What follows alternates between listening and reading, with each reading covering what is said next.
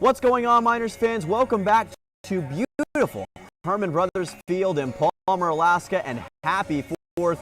Dylan Simmons and Charlie Fellows here, and tonight we've got another exceptional Alaska Baseball League matchup as the Matsu Miners host the Peninsula Oilers, and they look to get back in the win column and back over 500, Charlie. It's going to be an environment at Herman Brothers Field that we have not seen yet this season. Of course, it's the 4th of July. It's Military Appreciation Day at the park. To anybody in the audience who may have served, who has family who has served, thanks to all of you. But the Matsu Miners are showing thanks by letting everyone in for free today for this 4 o'clock game. So every seat is going to be packed. And in case they needed any more impetus to come, the Peninsula Oilers are in town, which is an opponent that the Miners have a bit of history with. Oh yeah, it's going to be a true summer scorcher. Even though the temperature is 50 degrees, the heat will be turned up tonight between the Miners and the Oilers. But for now, we're going to take a look at the last game as Matsu traveled to Chugiak to take on the Chinooks.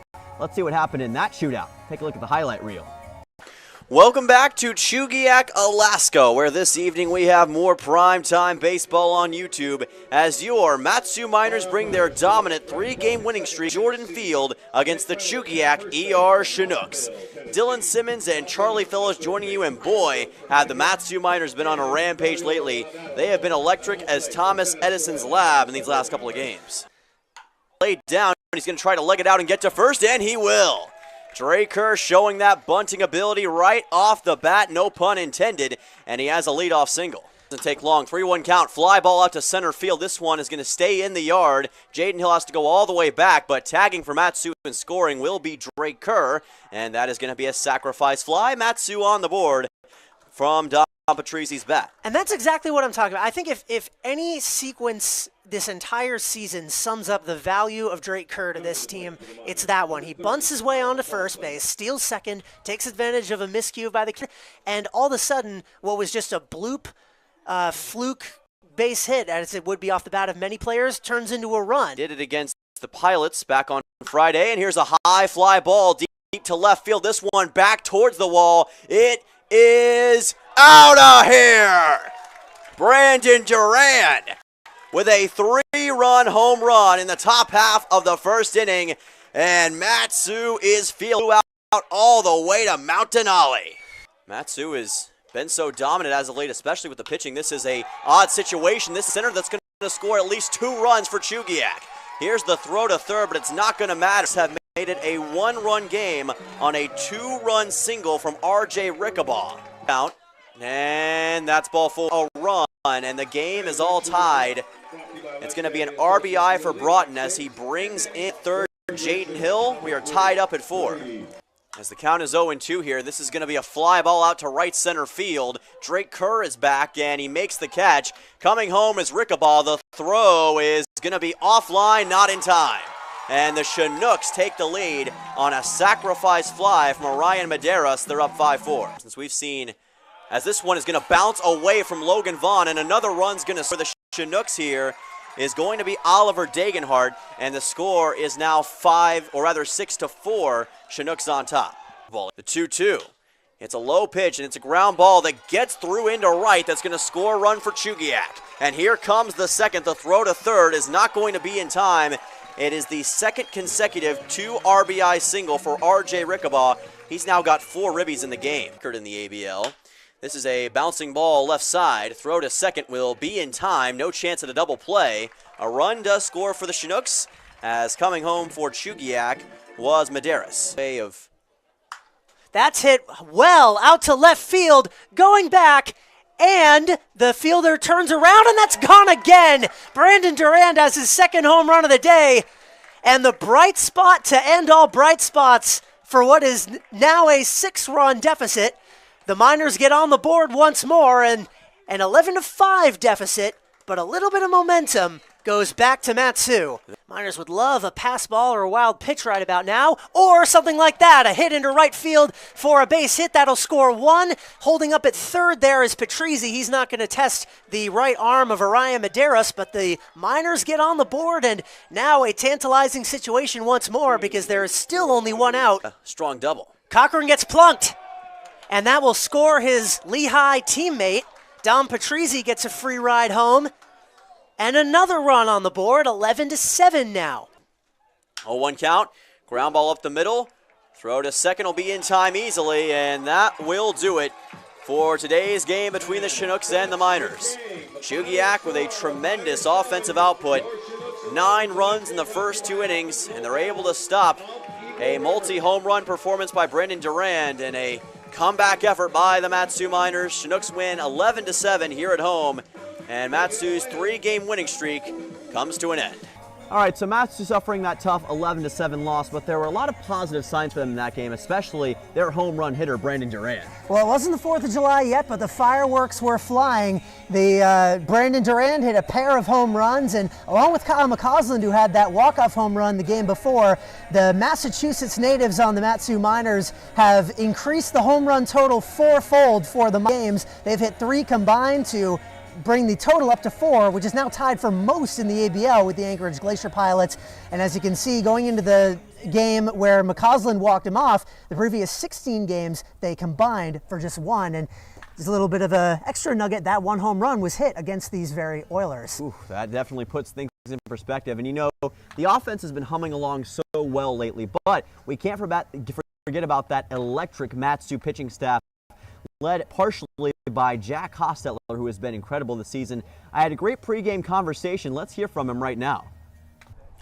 What's going on, Miners fans? Dylan Simmons here, and today we are alongside Jack Hostetler of the Mat-Su Miners. And Jack, you've got some pretty big news that you've been given recently.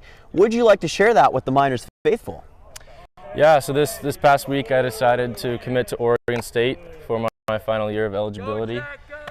Super excited to join that historic program. Awesome opportunity for sure.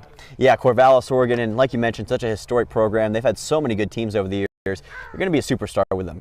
Can't wait to see how all that goes. And you've made some really big leaps and bounds over the past year with Whitman College and what you've done especially with the Miners. What contributes to that improvement in your mind?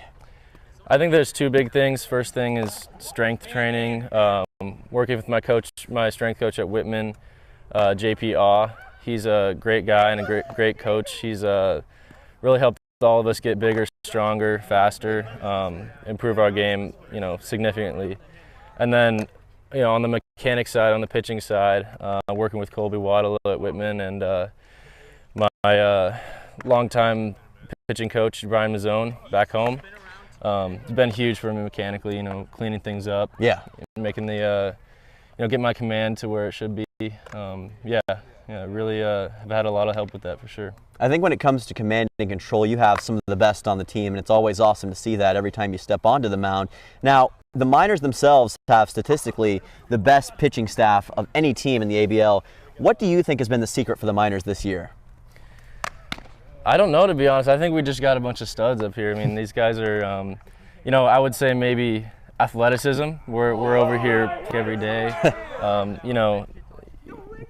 What I'm like, we're staff for sure, I would say. And, our command is good. We got good velo on the staff. Yeah. All around, a bunch of studs for sure. Absolutely. Studs all over the place here on the Mat-Su Miners. And last question, you're no stranger when it comes to summer collegiate baseball. You played last year with the Bethesda Big Train in the Cal Ripken Collegiate League, but you've also played for the Spearfish Sasquatch. And a year ago, I called for the Badlands Big Sticks. So a question I have, and this is a big question for anyone who lives in the Dakotas, North Dakota or South Dakota? South Dakota all the way for me. Oh, man. my gosh. Yeah, the Black Hills, can't beat it. And you got, what's it called, Mount Everest? No. Mount Everest? No. No, that's on the other side of the world, I believe. No, that's not what I meant. I meant Mount Rushmore. Mount Rushmore, yes. So it's a good mountain. No, for sure. The Black Hills all the way. Black Hills. South Dakota for me. Theodore Roosevelt National Park, man. The bison. Can't beat it. It's hard to beat. I don't know, man. Pretty flat. I mean, I can't argue with that point. All right, back to you guys. Awesome to hear from Jack, and excited to see what he can do at Oregon State Corvallis. That program's so historic, so many great feats that they've accomplished throughout history. It's going to be awesome for him. Yeah, it's definitely a match made in heaven. They are getting someone who has absolutely lit up the competition so far this season. You saw the stats during the interview. He has been lights out for the Miners, and he deserves it as much as anybody, so we're very happy for him. All right, now let's take a look at the starting lineups for tonight. We will start with the Peninsula Oilers. The visiting Oilers come to Herman Brothers Field. The first time we've seen them in a while, but of course, the have played them so far this season. They're led off by Petey Soto, the shortstop, Cole Dawson, the third baseman, Colin Robson in center field. He's got a pair of home runs against the Leon on the DH, who also has a long ball. Max Rothwarg, the second baseman, Ty Thomas at first, Braden Smith catching, Cole Wilson out in right, and Bryce Berkey out in left, completing the outfield with doing the pitching, a man that the Miners have hit pretty well this season. Meanwhile, for your Matsu Miners, leading off field as per usual, Blake Baltz, the man from UCLA, is going to be the catcher tonight. Kyle Muck, an electric extra base hitter as of late in left field. Christian Perez at first base. Shortstop, Brandon Duran, the home run man, the generator, is the DH tonight. Nick Basacek, scout in right field. Ryan Richard at second base. And Noah Kendrick, the strikeout specialist, will be on the mound for Matsu this evening. All right, folks, don't go anywhere. The summer showdown here on Independence Day between the Miners and the Oilers is coming your way on the other side of this break. We'll see you in a bit.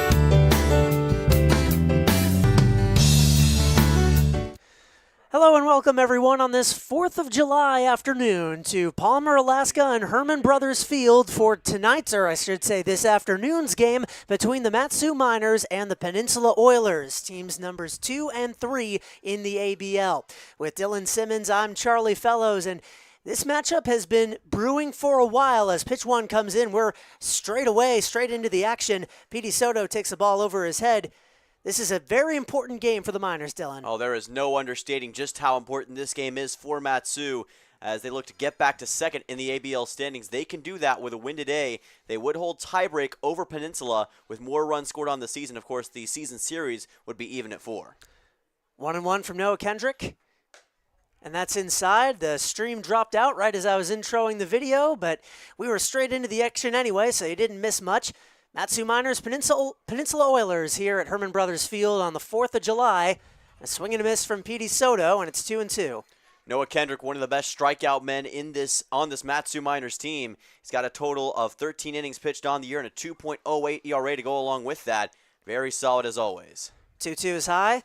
To Soto, the leadoff man, shortstop for the Oilers. We didn't really get to do a ton of exposition because the game just kind of started with no warning, but these Oilers and Miners have faced each other. This is now the 8th time already this season, as that's on the ground to third.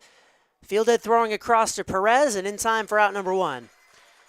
Nice ground out there that time for Matsu, and an easy 5-3. Nick Basacek doing a great job as always over at third base. His play and the infield defense's play is going to be huge. Remember, that cost them a couple games against Peninsula in that series in Kenai, so they're going to have to make sure to lock that down. And in case you haven't been following the action all season long, these two teams have gone 3-4, 3 wins for the Miners, 4 for the Oilers, and that included a 1-4 trip for the Miners down in Kenai. Bunt shown by Cole Dawson, and that's in for a strike. The Miners then, you can do the math, have gone 2-1 against the Oilers in these friendly confines and trying to even the season series with a win today. Line shot fouled on the left field line. If they win today, the Miners and Oilers currently separated by just half a game in the ABL standings, so this one is for second place in the Alaska Baseball League. 0-2 from Kendrick. Popped him up, fouled back out of play. And this packed crowd here at Herman Brothers Field. Free admission today on Military Appreciation Day, so this park is absolutely packed, and all the better that it's a quality opponent that the Miners really need to win. Yeah, you talked about the importance of winning today for Mat-Su, and they come in with the motivation to do so and the momentum as well. When you talk about offense, they have been on a tear as of late. We'll get more into it later. 1-2, high, and on third base, and Bisaccia has it this time. He'll take it with no need for a throw. Quick 2 away. Good work by Bisaccia so far. He was responsible for the initial ground out, and now he gets the pop fly. Good start for him and a good start for this Mat-Su infield defense. But we talked about the Mat-Su offense. They've been incredible in the last 4 games. A combined 35 runs scored in just 4 games. That is an incredible run. And if this offense can keep that going tonight with the way the pitching has been this season, they're going to be in a good position to win. And that includes a 7-run showing yesterday in a loss against Chugiak, as that pitch goes outside to Colin Robson with 2 down. Yeah, it was a very odd game, especially with the way it started, with Chugiak scoring 9 runs in just 2 innings. I think Mat-Su popped up again into foul ground. Bisaccia again onto the gravel and nearly makes the catch. He almost goes running headlong into the Oilers' dugout, but decides to not risk his body, and that'll be a foul ball. I think Mat-Su looks at the Chugiak game probably as a bit of an aberration, a bit of a, not to say a fluke, but a game that they probably wouldn't play the same style or the same way again, especially with those 9 runs given up so early. And I think that from that vantage point, especially with the way that they fought back late, they believe they're the better team and that they'll play better throughout the rest of the season. 1-1. That skips in the dirt. Miners are 9-9 on the season. Peninsula at 10-8, so misspoke. There's actually 1 game's worth of difference between the two, but this game is still for second place because the season series would be split if Mat-Su won, and they have the tiebreaker on run differential. That gets through the catcher Baltz to bring the count to 3-1. The Miners had that stretch. They started off the season 4-1, and they are 5-8 since. They're not quite that bad. But they've been definitely on an upswing the last couple games, and they would love to get second place in the ABL back. That's lifted out of play, foul. And Noah Kendrick's ability to generate strikeouts early in this game is going to be so crucial. In 4 appearances this season, he has 14 strikeouts, which is tied for 3rd best on the team. That's one thing that Mat-Su has in spades. They have so many pitchers who can deliver so many strikeouts. Himself, Hostetler, Rocco Bernardino, Ryan Peterson, and Tucker Timmerman. It's an embarrassment of riches, so to speak, and it's always great to have from the mound. 3-1 goes right down the middle, and that's strike 3. Kendrick gets a classic K to end the inning, a 1-2-3 frame to start. A world of difference from how the game in Chugiak started, and that could be a sign of better things to come. Bottom first coming up, you're watching Mat-Su Miners Baseball on YouTube.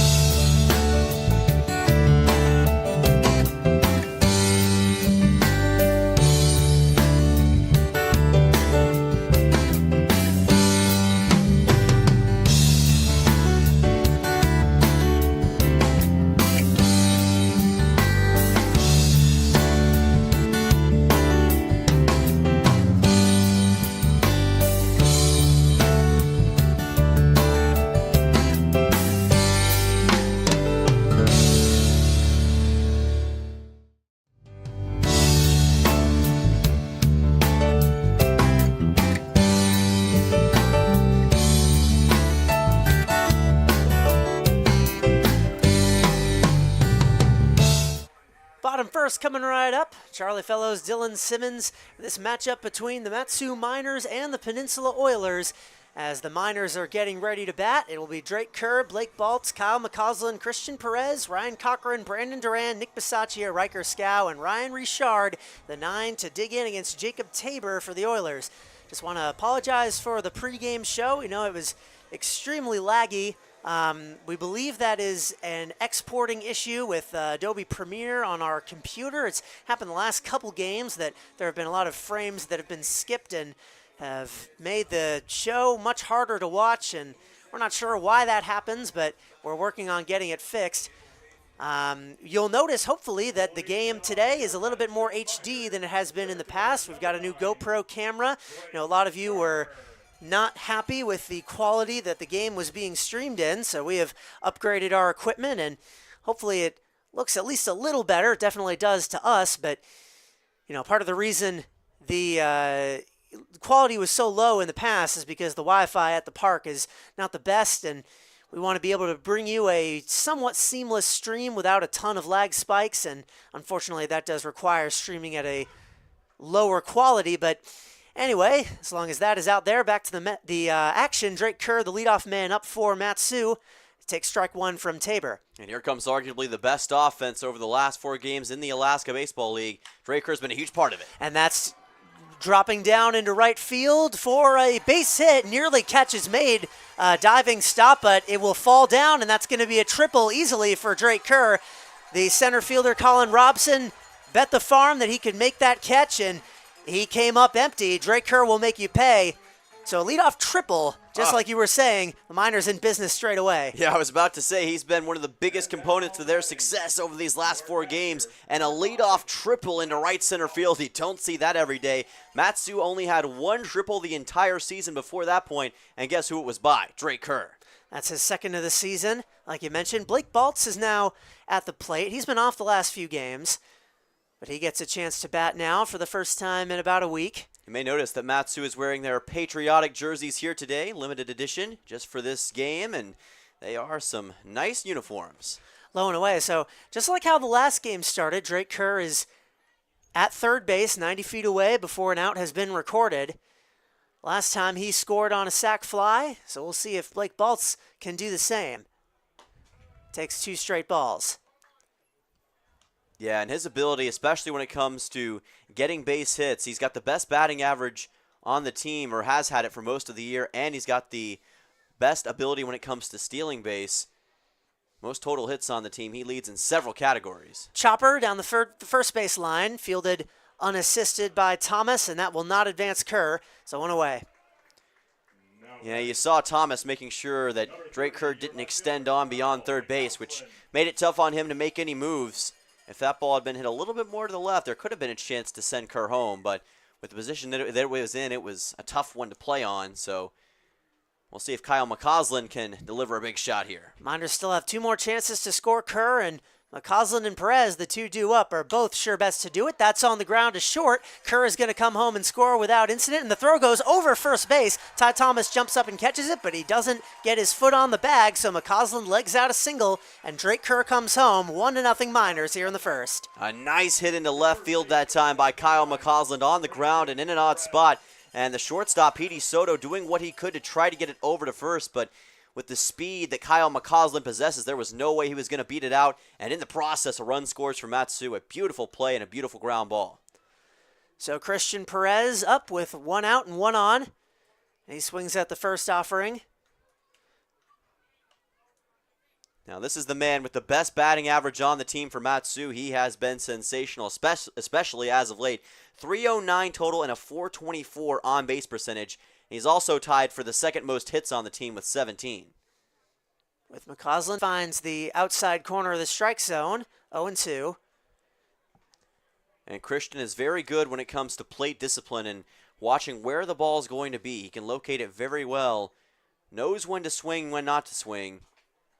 Throughout the course of the year, he's been very good at avoiding strikeouts. Been struck out 9 times in 55 at-bats, so not too bad. 0-2.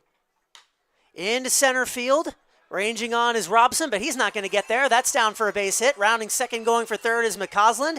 He'll get there with ease. Runners on the corners, 1 out. The Miners, just like last night, wasting no time getting the offense started. They absolutely are not. That was a nice bloop shot into right center field by Christian Perez. He's been known for getting baseballs in the gap before, but this time he goes up and over the second baseman, Max Rothwarg, in a perfect spot where nobody could make a play on it.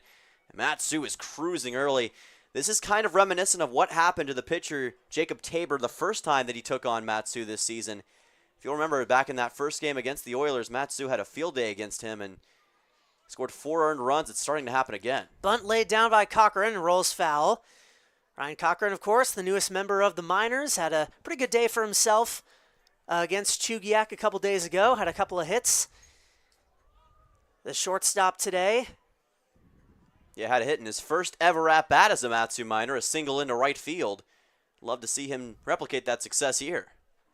Tabor, and that goes to the backstop over the arm of Braden Smith, and that will score Kyle McCausland 2-0 Mat-Su. Yeah, that one just sailed over the head of Smith and made it easy for McCausland to come home. No hesitation, made the right play, and in the process, it advances Perez to second. That's one that just got out of the hand of Tabor, and of course, Mat-Su capitalizing, and already with a 2-0 lead. This is exactly where Mat-Su wants to be, in a place that they weren't at often against the Peninsula back in Kenai. A lot of times in that series, they had to play from behind, so the fact that they're out in front early is a great sign for Mat-Su. Peninsula has not been a good road team. They are just, I believe, 3-5 on the road. Yes. And 10-8 overall. You know, having to travel as much as they do between home and road games, it certainly makes sense. But the Miners have had their number away from Kenai and looking to be progressing that way now. Jacob Tabor, 1-1 coming to Cochran. And that misses the zone. Tabor has already allowed 3 hits, a wild pitch, and a pair of runs, and hasn't even gotten his second out yet. So the Miners have him on the ropes. Yeah, it has been a tough start for him so far. He also played Mat-Su back on June 20th. He was a lot better in that game at home. Allowed no earned runs in 4 2/3 innings pitched. But at least so far this season, whenever he comes to Herman Brothers Field, things just change a little bit. And right now, he is getting the full force of this Mat-Su offense. 2-2. Check swing, and that's high. So Cochran works the count full. Christian Perez at second base got there on the wild pitch. Of course, Mat-Su had a day off yesterday as well. Meanwhile, Peninsula played a doubleheader against the Chugiak ER Chinooks, so... And that's low, ball 4. So the first walk drawn by the Miners, and Jacob Tabor having a devil of a time keeping the Miners off base. 4 of the first 5 batters he has faced have reached first base at least. And Brandon Duran steps into the batter's box with 2 on, a terrifying prospect for Peninsula. Did you just borrow a Bob Ross saying there? Was that a Bob Ross saying that I heard? Or? Well, not intentionally. Okay, well, it sounded like it. If you've never heard Bob Ross, that sounded very similar to him. But I like it. What did? It was the Beat the Devil Out of It. You ever seen him on one of his paint shows, The Joy of Painting? I can't say I have. Oh, you've got to watch it. It's unbelievable. It'll change your life. Well, Brandon Duran's been beating the devil out of the ball lately. Based on what you just said, I think that's an appropriate term to use. Strike 1 comes in. Duran, of course, had 2 home runs last time out against the Chugiak ER Chinooks. Most fearsome power hitter on this team. He had been cold for a while, including down in Chugiak. He went hitless across those 5 games, and that's a comebacker right into the glove of Tabor. He throws it to short, and in time to first, but not in time to turn 2, and that will score Christian Perez. The throw getting away from the first baseman Thomas, and suppose that would be a sacrifice grounder. Yeah, it's a bizarre... Perez comes around to score. I suppose not, because that would have been the double play to end the inning, so that's an unearned run. Right. It's an odd play, but it was basically a comeback right to Tabor. They threw on to second and got that out on Cochran, but then the throw to first obviously came in a little bit low, so it's not play to score, but either way, Mat-Su with a run in that play, and now a 3-0 lead. Cut and a miss there from Nick Bisaccia, now with 2 down. 3-0, the score for Mat-Su, and Brandon Durand at first, courtesy of the E4. Tabor's 0-1, runner goes, that's outside, throwing down is Smith, and that throw is not in time. A stolen base for Durand, he can do it all. Yeah, how about Brandon Durand showing off his speed right there? We don't see that as often from him, but it's a part of his arsenal that is still very much there. He shows it. And all of a sudden, Mat-Su once again with a runner in scoring position. Big lead off of second base now, too, and Tabor knows it. Here's his 1-1, and that's in for a strike. Duran, I mean, he didn't really need to run the bases last time out because his 5 at-bats went home run, strikeout, home run, strikeout, strikeout. You know, it's funny, after that game against the Chinooks, he went from not having any home runs on the year to being tied for the ABL lead in home runs. And he's also got the only multi-homer game in the Alaska Baseball League in 2024, so made a little bit of history from that. The man he's tied with on the Oilers, Colin Robson, who we saw in the top of the first. 2-2. 2 out and a man on second. Lined right at the shortstop. Soto will throw to first, and that will be in time to retire the side, but the Miners, as they so often do, jump out to a first-inning lead, 3-0 after 1, Mat-Su on top, and the crowd is loving it. We hope you're loving it too, and if so, stick right with us. You're watching Mat-Su Miners Baseball on YouTube.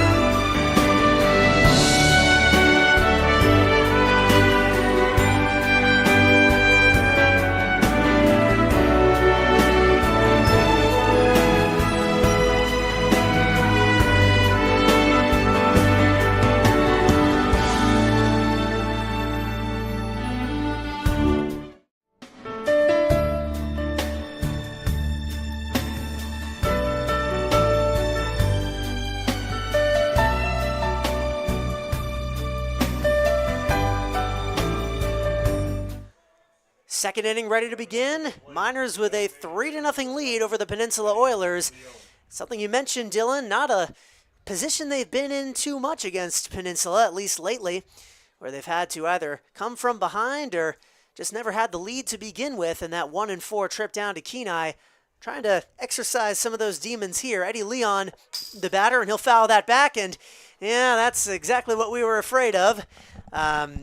Dylan Simmons, the brave soul that he is going to go out and fix that right now, but got a new camera means a new setup, and the zip ties weren't exactly as load-bearing as we might have hoped, but we'll get the action coming to you here. A quick 0-2 count on Eddie Leon, the two-way man for the Peninsula Oilers. Doubles between a pitcher and a designated hitter, and today he's the latter. Takes one high and tight, 1-2. For Noah Kendrick, who through one inning has not allowed a base runner.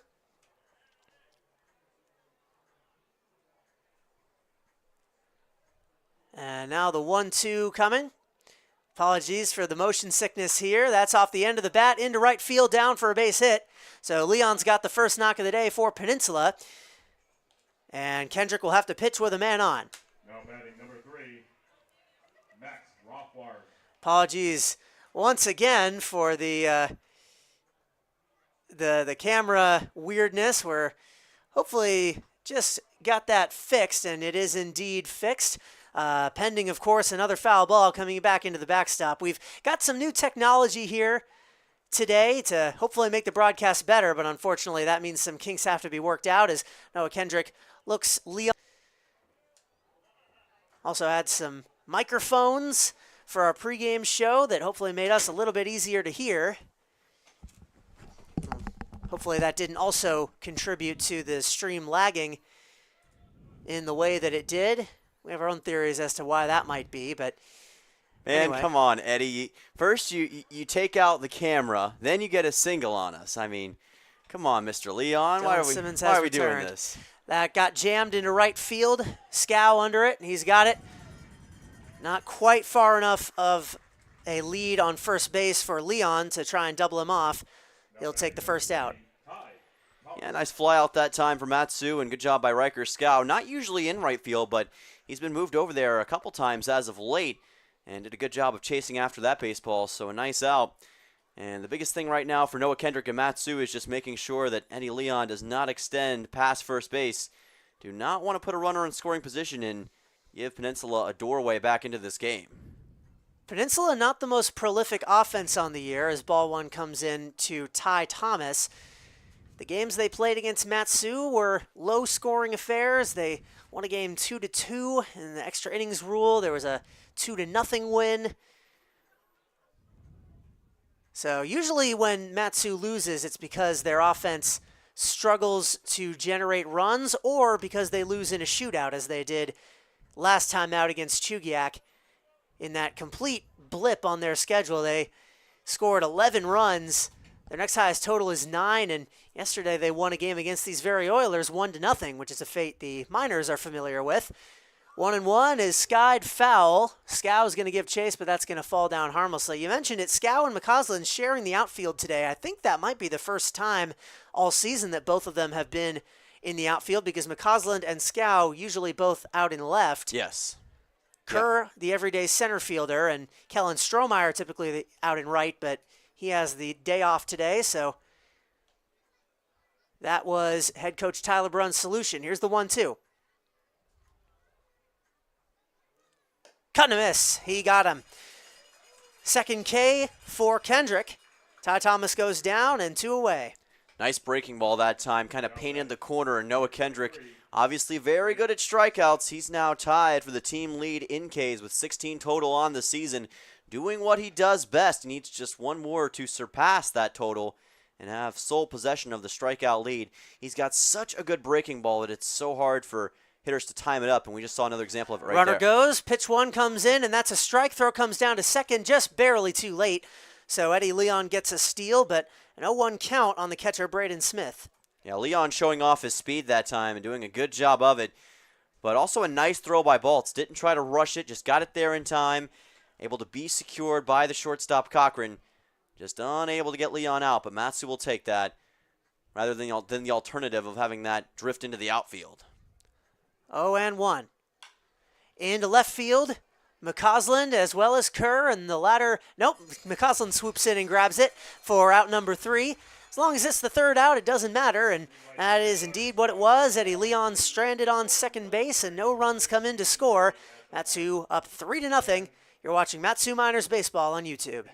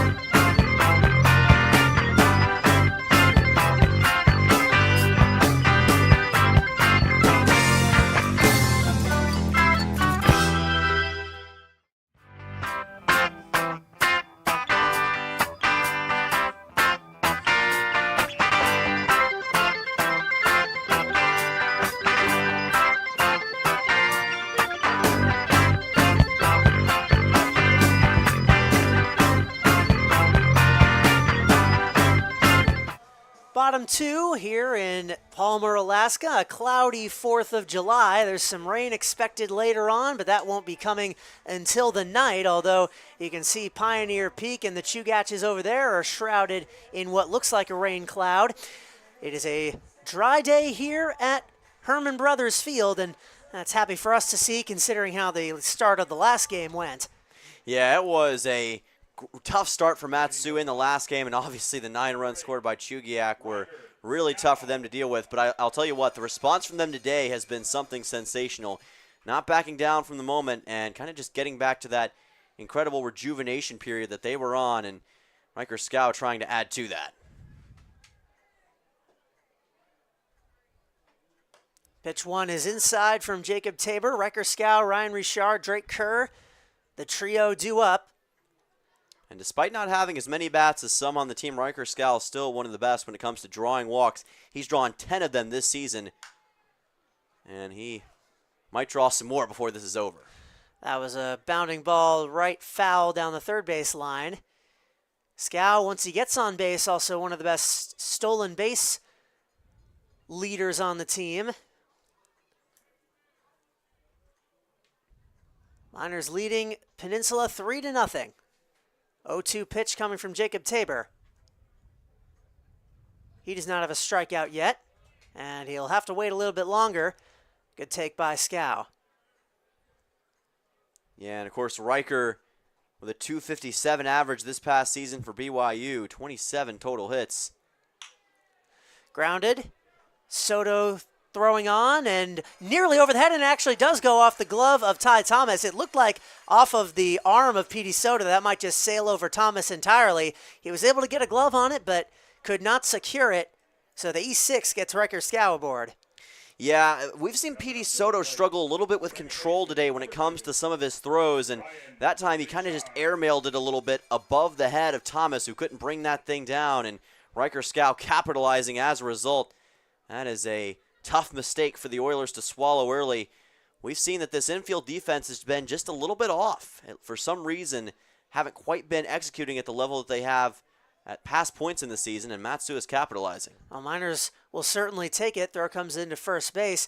Scored on the scoreboard as a hit, but it is an error. Ryan Richard, the last Miner to bat for the first time, has got a man on first. And he'll take a pitch in the dirt. With the top of the order coming up, and Drake Kerr, who managed a triple back in the first, that led to the first of Matsu's 3 runs. No solace on the horizon for Mr. Tabor. Yeah, Ryan Richard is going to be a very tough guy to deal with as well. He's got the second best on-base percentage on the team at .397, and he's got a .240 batting average on the year. Always a very solid guy from the plate. And if you're trying to find relief, it's a tough guy to find. Runner goes, and that's just fouled. Richard spoils the stolen base attempt for Scow. Richard now one half of the double Ryan middle infield for Matsu, Cochran being the other. And 3 Ryans total on the roster for Matsu, including ace of this staff, Ryan Peterson. Yeah, Ryan Peterson, Ryan Cochran, Ryan Richard. Also Ryan Harehill as well. And so Ryan 4. Harehill. Yeah, 4 Ryans on this team, and all 4 of them have been incredible players for Matsu here in 2024. So, skied foul back out of play. Harehill, last time out against Chugiak, had to make an emergency long relief appearance and did all right.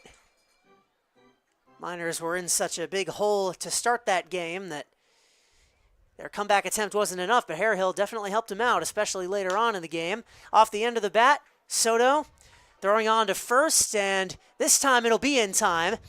Failing to leg out that infield hit was Richard, but Scow gets down to second. Runner in scoring position with 1 away for the second time this game. yeah, this time Soto goes a little bit low, and Ty Thomas able to handle that. That's a tough break for Ryan Richard. Had an opportunity, and I think that he maybe wanted to even test it a little bit to see if Soto could deliver accurately.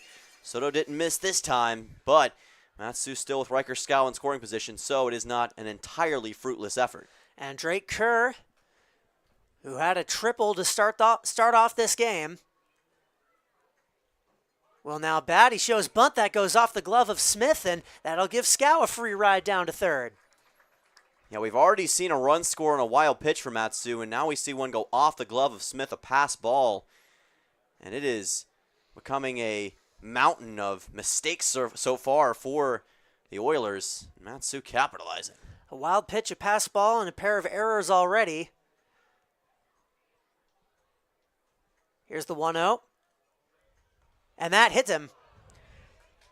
So Drake Kerr aboard for the second time. This one a little bit more painful than the last, although I'm sure legging out a triple is not the most comfortable thing in the world.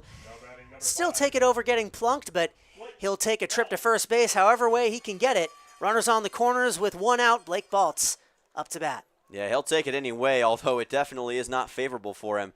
For whatever reason, we've seen him take quite a few hit-by pitches this season. For whatever reason, it seems to happen to him a lot. But it's still a way to get on base, and Matsu isn't going to stop if that's what it takes, and we're already going to see a mound conference here. Yeah, and Needed one at that, as Jacob Tabor has struggled through an inning and a third. He has already allowed 3 runs, 2 of them earned, 3 hits, a walk, and a wild pitch. And he's on the cusp of giving up potentially a couple more. Scow, of course, would not be earned, but these Oilers have struggled to score as much as they have. Miners looking to pounce on this opportunity. Yeah, it almost feels like Matsu is already ready to lay down the hammer, so to speak. So you've really got to take this in a careful position if you're Tabor and the Oilers defense. Meanwhile, for Matsu, we know just exactly what they're looking for. Shot into the gap, and Blake Baltz, a big proponent of that, got an opportunity here for the Miners to at least drive in Riker Scow. And, of course, with Kerr's speed, he could go from first to third easily and maybe even further. Kerr and Scow, the 2 fastest men on the Miners, 2 of the fastest men in all of the ABL, occupying the base path. So any ball that leaves the infield off the bat of Baltz will at least score Scow and potentially get Kerr up to second as well, as dangerous a prospect of tagging from first on a flyout can be. Bunt laid down, no dice there. And that's why having Scow and Kerr pretty close in the order is such a huge thing for Matsu, because if they both get on base relatively around the same time, it just makes it that much harder for this infield defense to cope with that, because you've got to deal with 2 very quick guys, and mistakes can mount quickly because of those runners. Kerr is taking off for second, and Smith won't even try it.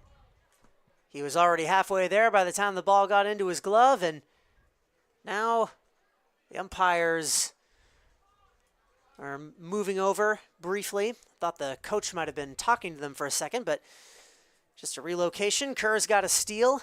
2 men in scoring position. Baltz can do some serious damage with a single or more. The pitch, outside. It looked like Smith didn't even want to risk it that time, like you mentioned. Drake Kerr kind of able to just waltz his way over there. And you can understand, with a runner on third especially, trying to throw back over towards second, maybe a bit of a risky proposition. We know with how quick Scow is, he could have probably went home and had a chance to extend this lead. 2-1 from Tabor, and that's inside this time. On the cusp of walking the bases loaded in front of Kyle McCausland. 1 away here in the bottom of the second. Miners threatening even more damage. They, of course, have beaten this team 9-2, 10-1 in this very ballpark. 3-1, that's ball 4. Just a little bit high. Second walk issued by Tabor, and these are dire straits that he inhabits. Yeah, I'm not going to be surprised if the Oilers, that is, potentially pull the plug on Tabor, especially if Kyle McCausland can deliver a shot into the outfield, which we know he's very much capable of doing. This is a guy who's got the most extra base hits on the team with a total of 6 on the year, and he wants lucky number 7 right here. No activity in the bullpen for the Oilers, so they will be sticking with Tabor at least through this inning. That pitch is right down the middle to McCausland. He's got 4 doubles on the year, and of course, that home run, the last time he was at bat here at Herman Brothers Field, the 10-0 walk-off win that triggered the run rule. One of the happiest moments all season for Matsu. And you wonder about the arm management here of Peninsula as well. If you'll remember back to that last game in Kenai between these two teams, the Oilers, for lack of a better term, kind of ran out of pitchers towards the end, and Matsu was able to feast on that. And Peninsula, with a pretty big stretch as of late, you wonder what is the health of their rotation at the moment. 1-1 misses high. Tabor understandably pitching around McCausland, and Smith's going to set the record straight between him and his pitcher. Baltz at first, Kerr at second, Scow at third. Tabor still yet to record the second out of this inning. So far, he has hit a man, issued a walk, and Scow has reached on an error, so no hits allowed yet in this frame, but just one would be enough to pad this lead considerably and delight the Miners fans in attendance here and, of course, watching live on the stream. 2-1. Cut and a miss. Foul tipped into the mitt. Strike 2. McCausland has been on such a hot streak as of late, and it really reflects when you look at his batting average. He's now got a 270. He was once batting below 200. He has really picked it up as of late. It's amazing what a couple good weeks of play can do. Tabor, a weak grounder that goes off of McCausland. That'll be a foul ball. Miners so far with 3 runs on 3 hits. Oilers with just 1 hit. They've committed a pair of errors.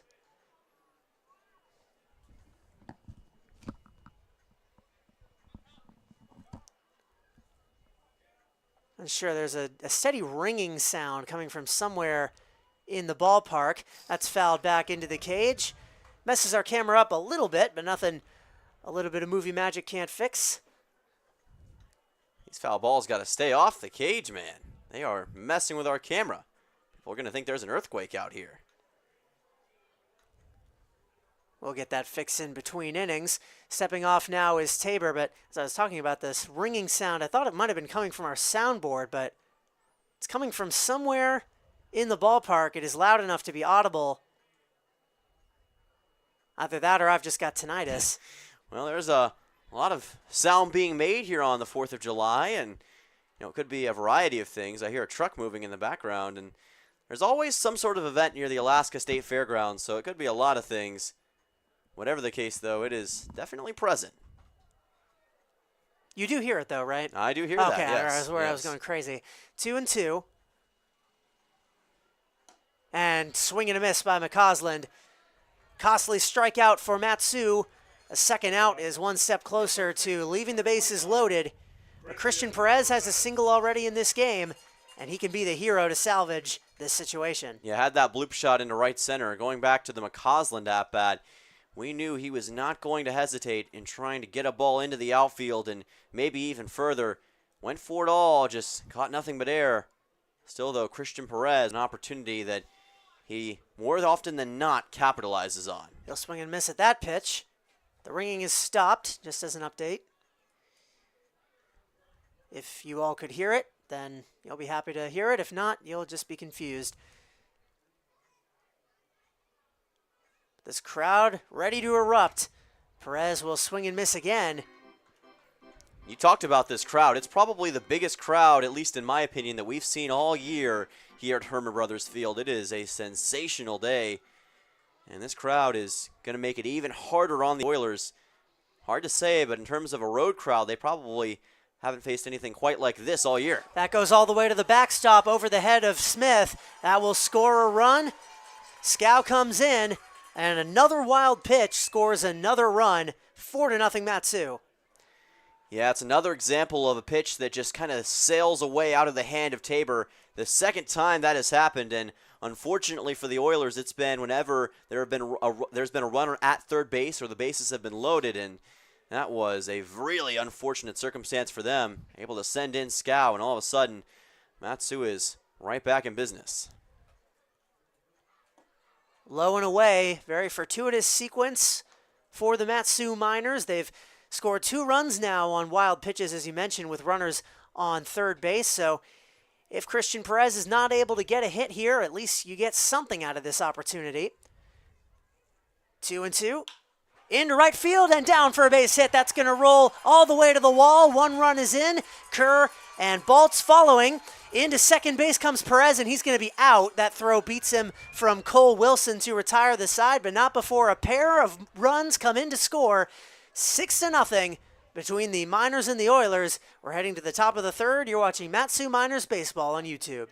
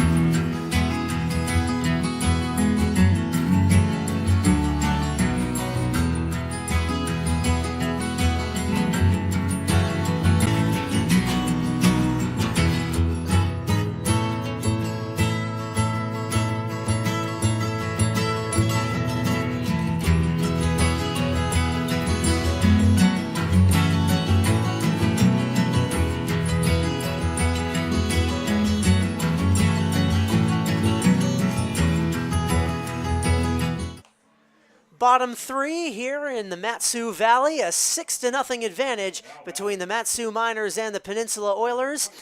And the hometown team on the defensive side.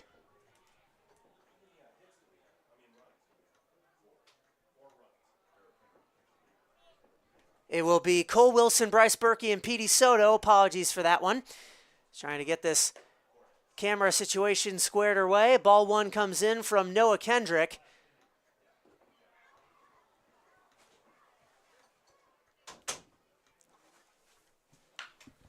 And that's lined down the third base line. Really, a lot of apologies for the tech issues that we have had. Trying to make the broadcast as good as it can be by turning up the bit rate a little bit, and that's resulted in a lot of lag. So we had to turn that back down. The camera, of course, having some issues, but we're still going. Kendrick's 1-2, and that's swung through. Cole Wilson becomes the third strikeout victim at the hands of Noah Kendrick, one away in the third. Great work by Kendrick once again, this time showing his dead-on curveball, and he perfectly placed that one in the zone. And 3 straight swings from Wilson and 3 straight strikes. Noah Kendrick doing what he does best. He's already got 3 Ks in this game, I believe. Bryce Berkey, the last Oiler to bat. Yes, indeed, Kendrick has 3 strikeouts, has allowed just the 1 hit.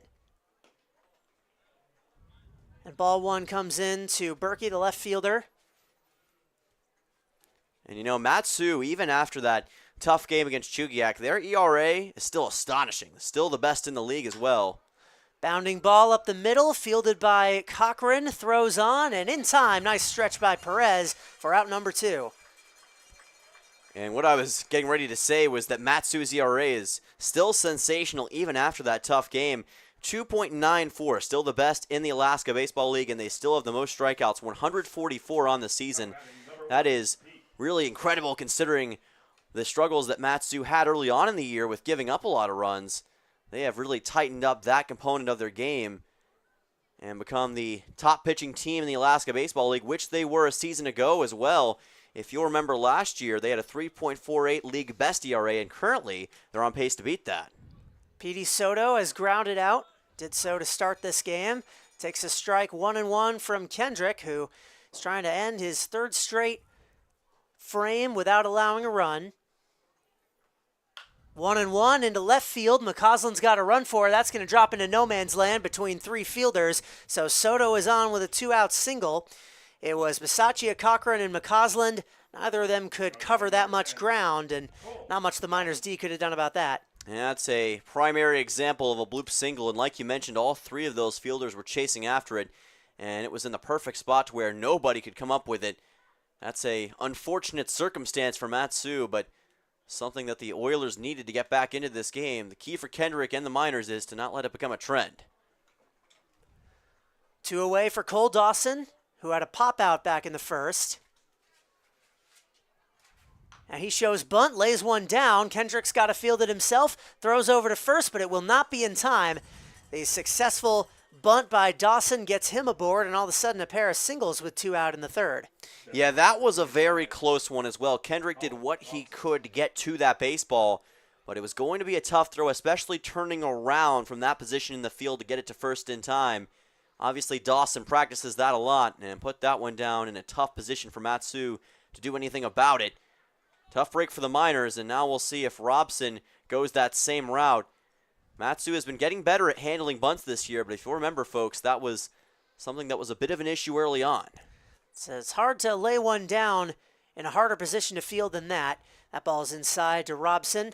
See the input in the chat. The issue is the more we zoom the camera in, the grainier it gets and the harder it is to see what's going on. We've heard feedback from a lot of people that the quality of the stream, the actual video quality is not good enough, and we're doing everything we can to make it better, but part of the way that we have to do that is not by zooming in as much, just so everything isn't as blurry as it has been in games past. Swing and a miss by Robson, and Kendrick is 2 strikes away from ending the threat. You're talking about the biggest threat that the Oilers have at their disposal. It is Colin Robson, the most extra base hits on the team, tied for the ABL lead in home runs with 2. .317 is his current batting average. Here we go. And he gets a hold of that one out to right field. Scow and Kerr both going back, and Kerr has it right on the edge of the track. He makes a great over-the-shoulder catch to retire the side. It looked like it might be trouble, but nothing the Miners outfielders can't handle. We're through 2.5, and instead of going to a break, as we are going to do for every game the rest of the way, we're going to take a look at the standings here in the Alaska Baseball League. Yeah, let's take a look at the ABL standings. On top, currently the Anchorage Bucks at 13-5. The Oilers right behind at 10-8, of course, coming off that doubleheader split against the Chinooks yesterday. And there are your Miners at 9-9. And a reminder, if one is needed, if Mat-Su wins today, they would take over the second spot in the standings via tiebreaker, as the season series would be tied at 4 between these two teams. And then Shugiak is behind at 7-11. They overtake the Pilots, who lost yesterday in their game, and are currently playing the Bucks, I believe, in the Mayor's Cup today. It's not the Mayor's Cup, but it is the game does not count for the official standings. The Mayor's Cup taking place a bit later. That will be on the 14th or the 13th, I believe, of July. My apologies. But this is a home-and-home, quote-unquote, doubleheader that does not count for the official standings. I'm not entirely sure what the story behind that is. You would need to talk to a fan of either of those teams, which we are not. But the Bucks currently at 13-5 in the driver's seat of the ABL, but they might have a new team breathing down their neck if Mat-Su can close this one out today. Yeah, it feels like Mat-Su is right on the precipice of getting back in that spot. Remember, they were second for a large portion of the early part of the year, and if they get a win today, they will definitely start making that run again. As we head to the bottom of the third, the Miners getting ready to bat. They have scored 3 runs in each of their first 2 innings, and they'll have Cochran, Durand, and Bisaccia due up. And Ryan Cochran looking for that first hit of the game for Mat-Su. Always a dangerous threat from what we've seen so far this season. And trying to add to that right here. Inside, but just in the zone. Cochran drew a walk back in the first inning, was cut down on a fielder's choice. Would have been inning-ending double play, but Brandon Durand got on with the error, and that resulted in a couple more runs coming around to score. That's into right field opposite way, in for a base hit. Ryan Cochran's got his second hit of his Mat-Su Miners career and leads off the third with a single. And that looked almost exactly like the single he got against Chugiak back on Tuesday. Into right field off the end of the bat, and Rothwarg and Thomas just had to watch that go by. He knows how to access that 4-3 hole with the bat, able to put that in the perfect spot, and a nice leadoff single. Brandon Durand reached on an error back in the first. But lately he has not needed charity to inflict damage on the other team.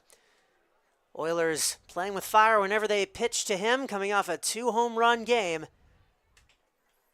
And Jacob Tabor has got to be careful. 1-0, cut and a miss. Yeah, and with those 2 3-run home runs that he's had and the other solo home run shot, he's now tied for third in the ABL in total runs batted in. He's got 10 on the season, so he's made a heck of a jump as of late with all these homers. He's got 2. Kyle McCausland, his Massachusetts countryman, with 1. And Don Patrizzi back down in Kenai, one of the little bright spots in that 1-4 stretch. Had a home run in the 4th game of that series. So those 4 tie the Miners for the ABL lead. Here's the 1-1 and another big cut and a miss.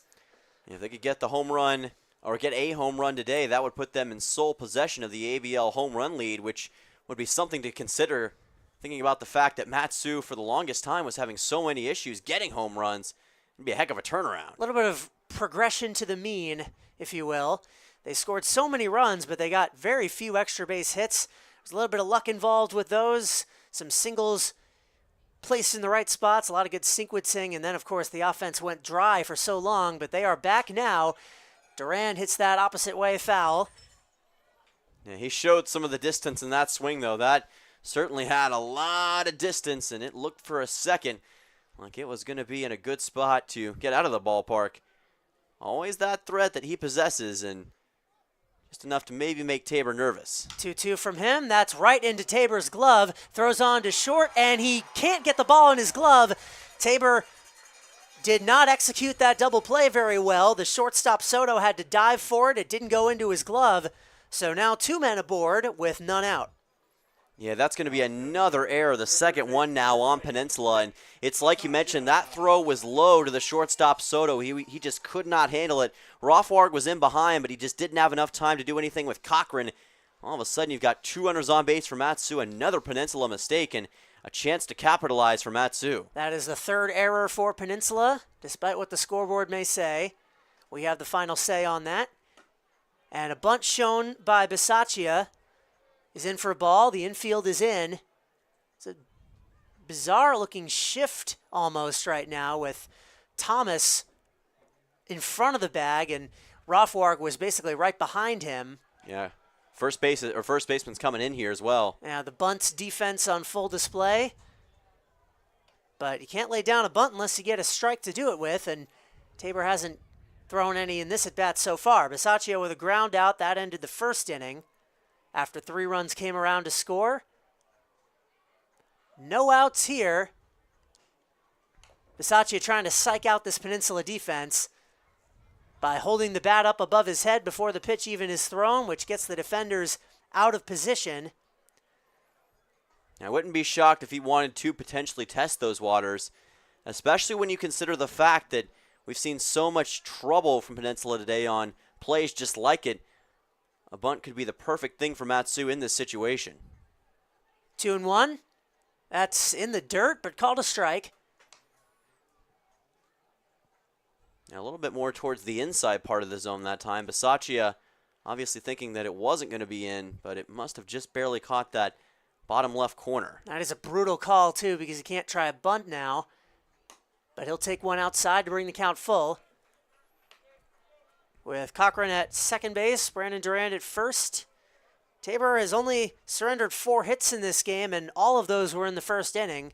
Every base runner he's allowed thus far has been an error, a fielder's choice, a walk, a hit by pitch.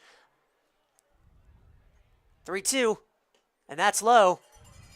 Ball 4 issued. Bisaccia will load the bases with nobody out. Yeah, began a bit too far to the inside by Tabor. Very similar to what we saw in that pitch to Bisaccia that ended up being a strike. This time, no benefit of the doubt from the home plate umpire. Bisaccia did a great job of just working that count full and kind of psyching out the Oilers defense enough. Didn't get a chance to put down a bunt or get a hit into the playing field, but he still got on base, and now Riker Scow the chance to extend the lead. Scow reached on an error back in the second, and he'll take a strike here. Later came around to score, got to second base on a fielder's choice, third on a pass ball, and scored a run when when a pass ball got him home with the bases loaded. 0-1 from Tabor, and that gets through the catcher Smith, so another run will score. The Miners taking advantage of miscues by the Oilers, and the lead keeps growing 7-0 here in the third. Yeah, goodness, that was easy for Matsu, and it's the third time that we've seen either a wild pitch or a passed ball score a run for Matsu in this situation. So right now it's the Oilers kind of shooting themselves in the foot that Matsu is just capitalizing on time and time again. Sound like a broken record, but Matsu taking advantage and now in complete control. 0-2, runners on second and third, none out for Scow, who has a couple doubles in his last few games, and he'll lift that one off to right field, but foul. As a plane flies overhead, we can't see it, but we can hear it. Must be rough flying right now with all these clouds. Yeah, it's a cloudy day. I'm sure there's a little bit of turbulence in the air at the moment.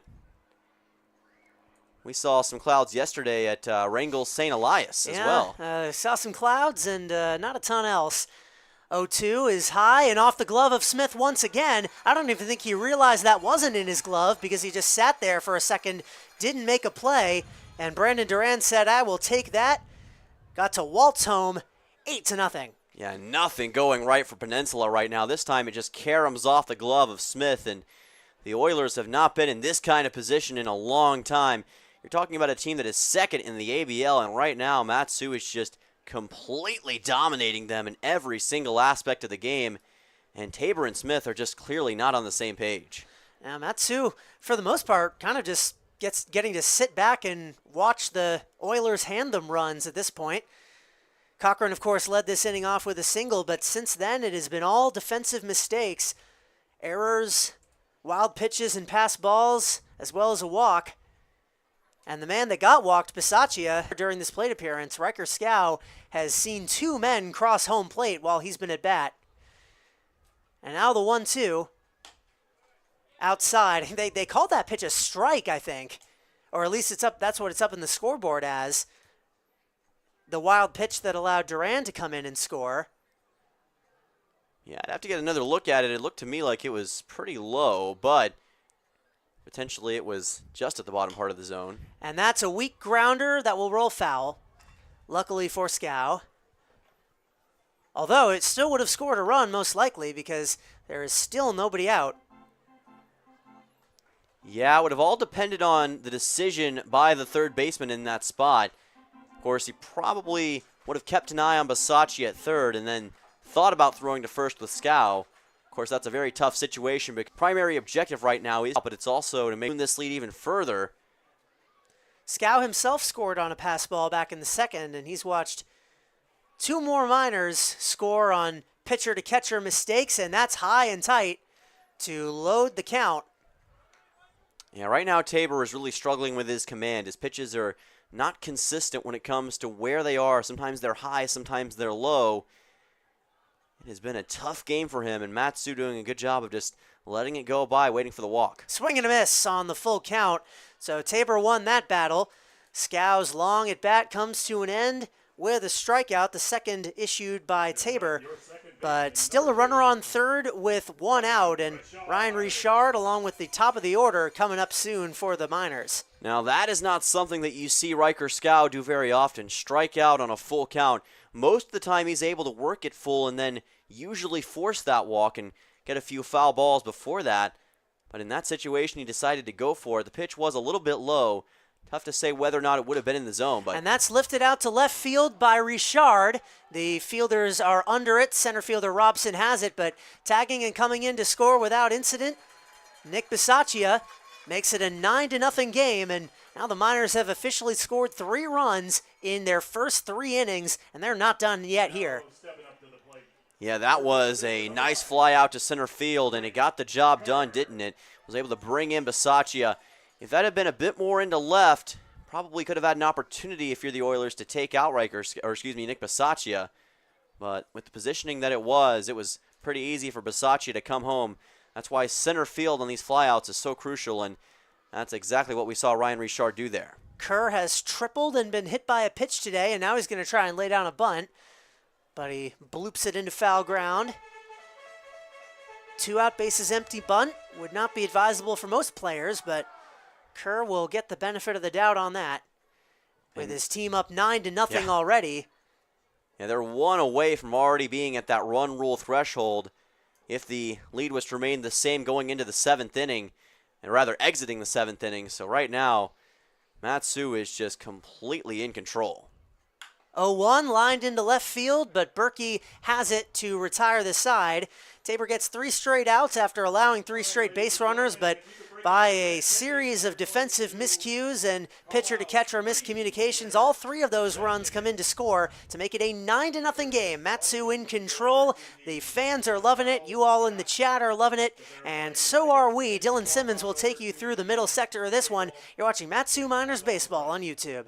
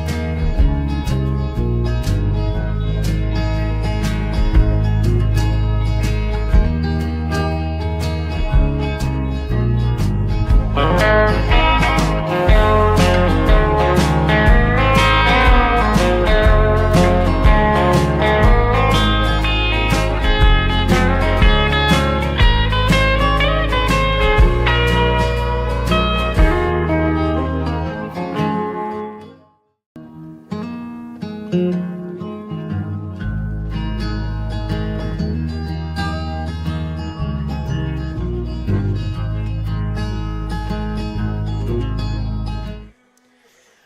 back. Happy 4th, folks. Dylan Simmons and Charlie Fellows here in Palmer, Alaska. We are live in the last frontier once again. No better place to spend Independence Day than right here in the last frontier. And we've got a heck of a game between the Miners and the Peninsula Oilers. Right now, Matsu in complete control, so it's a heck of a game for them. Maybe not so much for the Oilers, but we'll see if Eddie Leon and the offense can change that. Leon, the first man up to bat, 4, 5, 6. Due up in the order for the Oilers here in the top of the 4th. I was going to say, it's a heck of a game if you're a Miners fan, as we are, as the 66 of you watching on are. And it's been a great day for Matsu coming off that weird loss against Chugiak, trying to get back in the win column, and they're well on their way to doing that. Swing and a miss by Eddie Leon. Noah Kendrick still on the mound. He has had an incredible day so far. And he's going to fire in another pitch for a strike. Count goes to 0-2, this time a looking strike on Leon. Leon was the first man to reach base, the only one to reach base the first time through the order against Kendrick. Let's Had see that if he, single. See if he can get the job done. He does. Another punch out for Noah Kendrick, this time on number 11, Eddie Leon, and that is one down quickly here in the top of the 4th. Once again, Noah Kendrick, emphasis on the K. That starts and ends his last name, a 2.08 ERA. Came into the day with 14 Ks, and he's up to 18 now, which is a comfortable lead on the squad. Yeah, he's got a realistic chance to reach 20 before this game is over. As Rothwar is going to lay down a bunt, it is going to roll foul just to the left of the third base bag. Number 3 trying to get it down the third base line, could not. If that had bounced a little bit higher, Balt's got a pretty good jump out of his squat there. He might have been able to lay out and catch that, but it will be just another strike. So the count will go to 0-1. Peninsula entered the day with a .221 batting average in the ABL, which is third best of the 5 teams. Also a .309 on base percentage, which is also third best. So they're about middle of the pack when it comes to offensive productivity. So that pitch is going to be low for ball 1. Meanwhile, Matsu at the upper echelon, both when it comes to pitching and hitting. I was going to say, the middle of the pack is not exactly how I would characterize them, because Matsu and the Bucks have excellent offenses, right, and the other 3 teams in the ABL do not. The Chinooks, Glacier Pilots, and Oilers, so there's a big drop-off between 2 and 3. It's almost like a different playing field, so to speak, as far as the offenses are concerned, but facts are facts. Peninsula does still over Matsu, but the way this is going, 3-1 count. Pitch from Kendrick, fastball lifted into left field for a base hit. So Max Rothwark has a 1-out single here in the top of the 4th, and 1 aboard for Peninsula. It's 4 hits allowed by Kendrick, but none of them have been too dangerous. They've all been singles, and none of them have led to anything. Went over the head of Nick Bisaccia that time, towards the shallow part of left, just in the perfect spot where Matsu could not do anything about it. Ty Thomas now on. He's been in the middle of some tough plays today defensively for Peninsula. Total of 2 errors on the scoreboard, 3 according to us. That pitch is going to be low for ball 1 from Kendrick. Count goes to 1-0. Thomas was at the receiving end of one of those errors. He had a pitch or a throw from the shortstop Soto go over his head. He had to jump up to catch it. Could not complete what would have been an inning-ending double play. Inning-ending double play. One of the hardest things to say in baseball. Swing and a miss, and that is going to bring it to a 1-1 count. As Thomas went for it all, got nothing but air. Right now, the Oilers just need something to chip away at this lead. It's not going to happen quickly against Matsu. Pitch on the way. This is going to be a ground ball to third, picked up by Bisaccia. Throw to second is in time. Throw to first will be off the bag and not in time to turn a double play. That is going to be a runner on first on a fielder's choice. Ty Thomas makes it, but Max Rothwarg is out and 2 away. Yeah, he was just able to leg that one out and prevent what would have been an inning-ending double play. Closer to the correct pronunciation on that one. But Braden Smith now in the same position that Thomas was in, but with 1 more out. Miners well on their way to another stress-free frame. Yeah, Braden Smith coming to the plate for Peninsula. Oilers trying to get to 11-8 on the season. Pitch on the way from Kendrick. Fly ball out to left center field. This one is going to drop down in front of Drake Kerr, and it'll be a single for Smith. Runners on first and second for the Oilers, and the second hit of the frame for Peninsula. Yeah, they've had a couple of hits like that. I think Petey Soto had one at the end of the previous inning where it just dropped into the perfect spot where none of the defenders could do anything with it.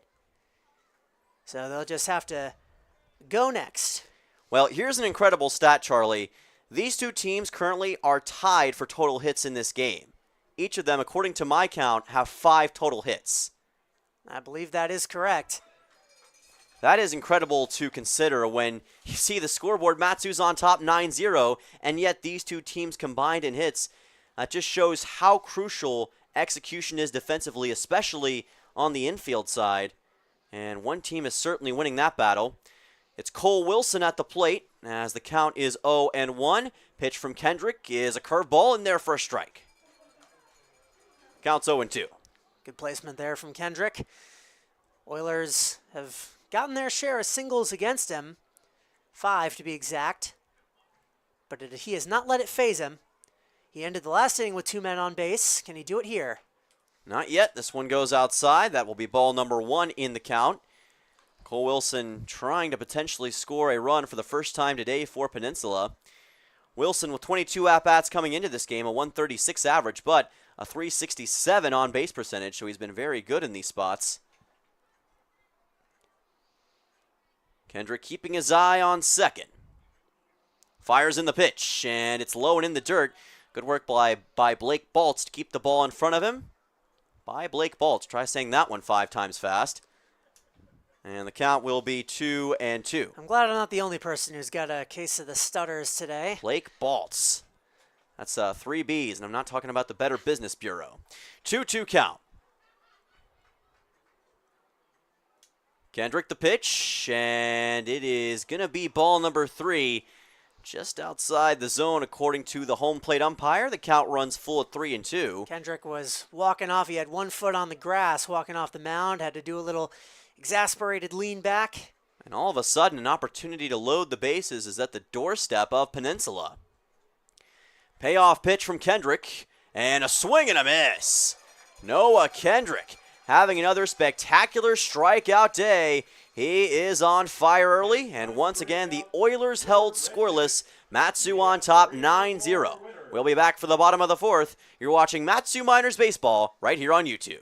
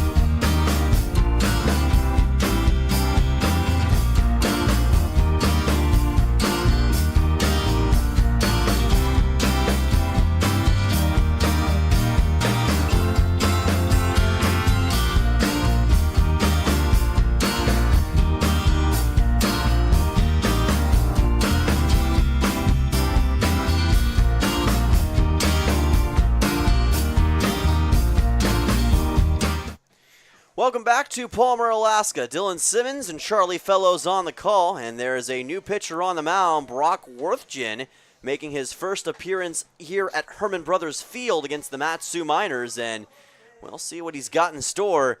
He has not pitched very often this season. He's only made one appearance for Peninsula, and right now they're down 9-0.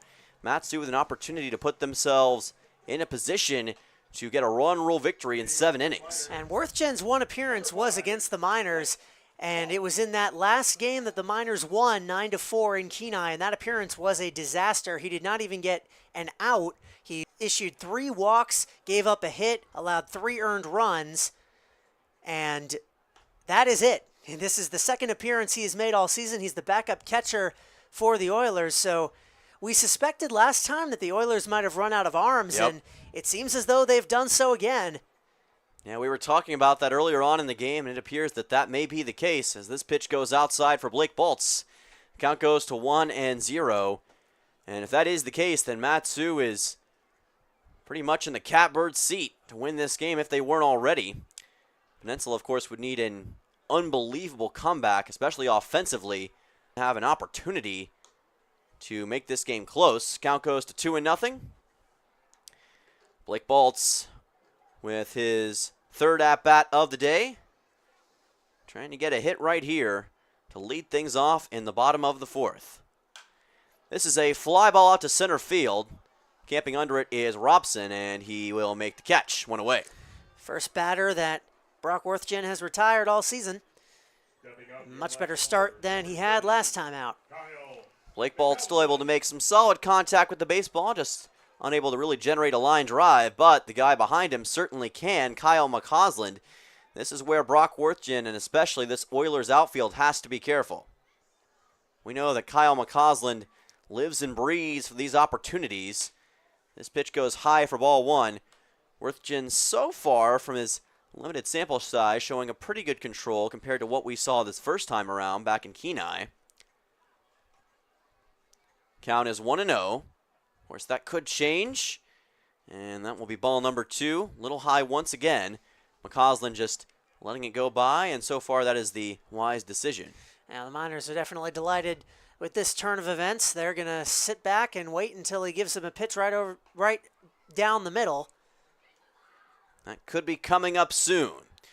Worthgen fires it in, and it's outside for ball 3. And already Kyle McCausland with an opportunity to get a free pass to first. Brock Worthgen is in danger of issuing a walk in the second batter he faces. Here's the 3-0, and he does find the zone this time. Count goes to 3-1. Good work. McCausland going to be sitting dead red here. Yeah, you can tell that he's got the fever for a hit. He lets that go by, and it's ball 4, so he is not going to get his opportunity to get on base via a hit. Instead, it's a 5-pitch walk. He's on to first. 1 aboard for Matsu, and the men on base train continues. Better plate discipline than I would have had. That's why I'm up here. So McCausland able to get the walk, and now Christian Perez onto the plate. He's already got 1 hit in this game, and he added another one in his next at-bat. An incredible 2-run single. Here's a high fly ball deep to right field. This one is going to sit down right at the edge of left field and be caught, and that will be 2 away. Yeah, you could tell that wasn't going to quite clear the yard. I was hoping maybe it would arc foul for far enough that the right fielder Cole Wilson couldn't track it down, but he made the catch right on the edge of fair territory. Tough break, a couple of flyouts given up, or recorded, I should say, by this Oilers defense. That's probably the most consistent way you're going to get batters out. With a man on the mound whose strong suit is not pitching, you're going to hope that he gives up a lot of fly balls and ground balls, and the fielders can do the rest. Ryan Cochran at the plate. Swings and misses at this one, and the count goes to 0-1. I'll tell you what, off the bat, it looked good for Christian Perez, but just couldn't get that one over the wall, and it did not quite sit down in the spot that he would have preferred. Cole Wilson able to get the out. Count is 0-1. Cochran trying to get on base and send McCausland further on, and that's going to be a hit by pitch. It just barely grazed him, it looks like. And he is on with a 2-out hit by pitch. Runners on first and second for Matsu, and it continues. Yeah, that just clipped him. So as you mentioned, the Miners, by my count, the Miners only have 4 hits, although I might be wrong on that. There have been a couple close ones. And yes, I believe they do only have 4 because there have been 3 errors on the side of the Oilers. So the Peninsula squad actually out hitting the Miners is kind of an inverse of what we saw so many times down in Kenai. When the Miners would get hits, they would get on base, they would get in scoring position, but they just couldn't close it out. Oilers have objectively been better offensively in this game than the Miners, but scoreboard is the only thing that matters, and Matsu cornering that department here. 1-0 count. Here's the generator, Brandon Durand. Lets this go by. Count goes to 2-0. Of course, coming off the multi-home run game against the Chugiak ER Chinooks back on Tuesday. And both of those or rather the first home run was a 3-run homer. So he has been in this spot before, and he could very well do that again. The 2-0, and this is fouled off. Count goes to 2-1. We know he is itching for an opportunity, especially after what he saw Christian Perez do, to potentially send one over the fence. And he's reached base twice today. Both of them have been via error. Came around to score in the third.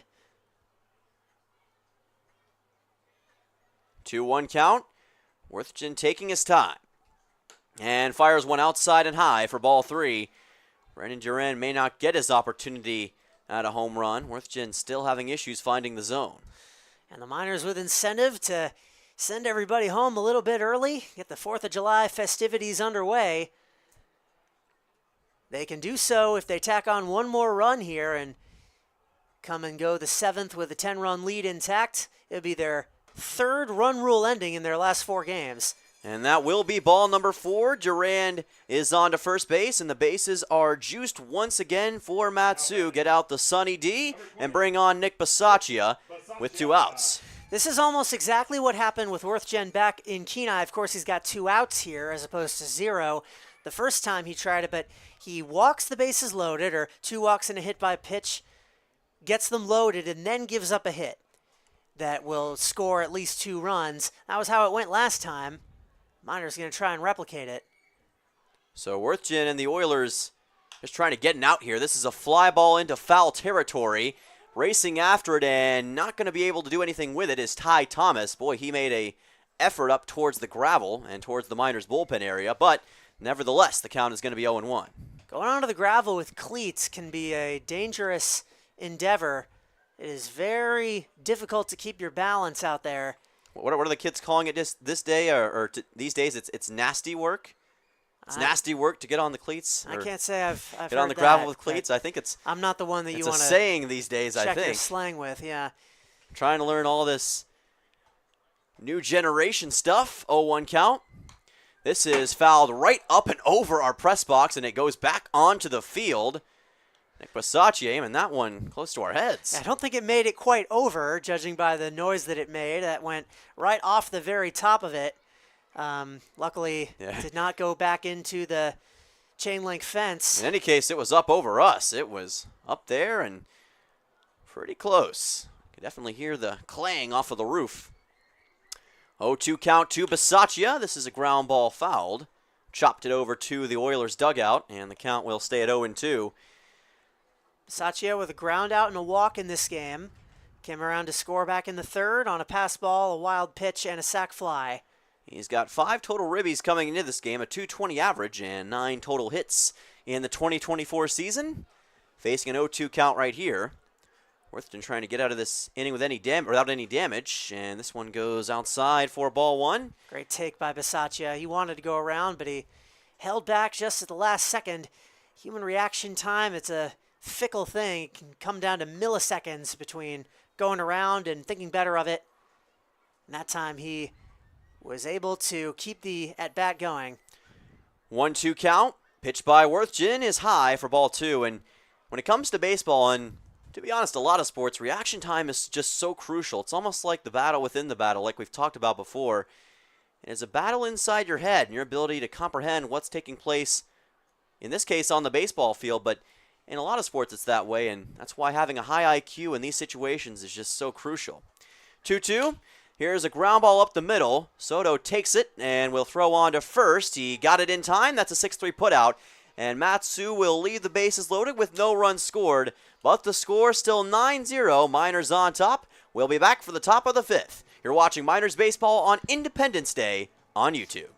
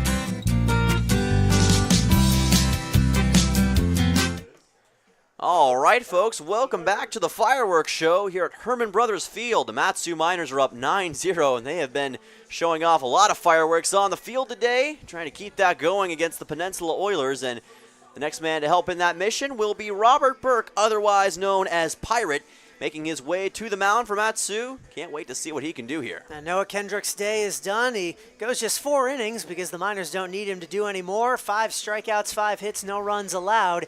Couldn't have asked for more from him. And now here comes Robert Burke, making just his 4th appearance on the year. He came into the day tied for fewest on the ABL, or on the Miners, I should say, in that department. So good opportunity for him. So far, he's thrown 3 innings, allowed 2 earned runs for a 6.00 ERA. Also walked 3, struck out 1. This could be a chance for him to get several innings of work out of the pen, considering the lead is as large as it is. And show head coach Ty LeBrun, pitching coach Steve Hecker, that this pitching staff goes even deeper than they might have thought. Sophomore out of Aledo, Texas. He was a phenom at Ranger Community College this past year. We're getting some Burke on Berkey action here with Bryce of the Oilers batting for the 2nd time. And count going to 1-1. And Pirate has been a very fun player to talk with. I've got to stop calling him Pirate because that's what we call him a lot of times whenever we're talking to him up front. But Robert Burke will watch that one go by, and the count will be 3-0. But he's a hoot, as we say in the South, to talk to, and always has some fun stuff that he likes to talk about. Count to go to 3-1. There's his first strike of the game, a looking strike on Berkey. For reference, people might be very confused why someone from a community college in Texas is known as Pirate. He has a habit of... As that one is going to be popped out into right field. Camping under it and making the catch is Scow. Count goes to 1 away, but... Finish your story like you were talking about. No, he's got a certain hat that he wears. Not even really a hat. It's story. It's just he likes the Pittsburgh Pirates. He's a big Pirates fan. He Pirates hat around all the time. And actually, I don't even think he wears it that much. He just wore it a lot at the beginning of the season. He did. And that was enough for the guys on the Miners to come up with that name for him. But the ultimate question, how does a man from Texas become a Pittsburgh? Now, that's what I'm wondering. Perhaps you'll have to tune in to some content we've got in the works for an answer to that and many more questions about Robert Burke. Yeah, we've got a interesting new segment. I guess we can talk about it now. That's going to be coming in the works in probably a couple weeks, yeah, at least a week. Pending on certain technological issues yes. that we've been having. We'll leave it at that. That ball misses just outside. Once we get that stuff squared away, we're going to be bringing the real human side of these Miners players to all of you in a way better than we have been before, bringing back a segment that the guys last summer, Jesse and Austin, started, the Valley Chats podcast. It'll be a 20 to 30 minute segment with players on the team. It'll be first come, first serve. We've sent out a message for volunteers and have a lot of people that are interested in doing it, but we're going to do as many players as we can. Those will all get uploaded to YouTube. Just a chance to talk about whatever they want, baseball or not. And get to endear themselves to the Miners faithful even more than they already have. As Burke will issue a walk to Petey Soto, the shortstop, with one away. Runner aboard here for Peninsula.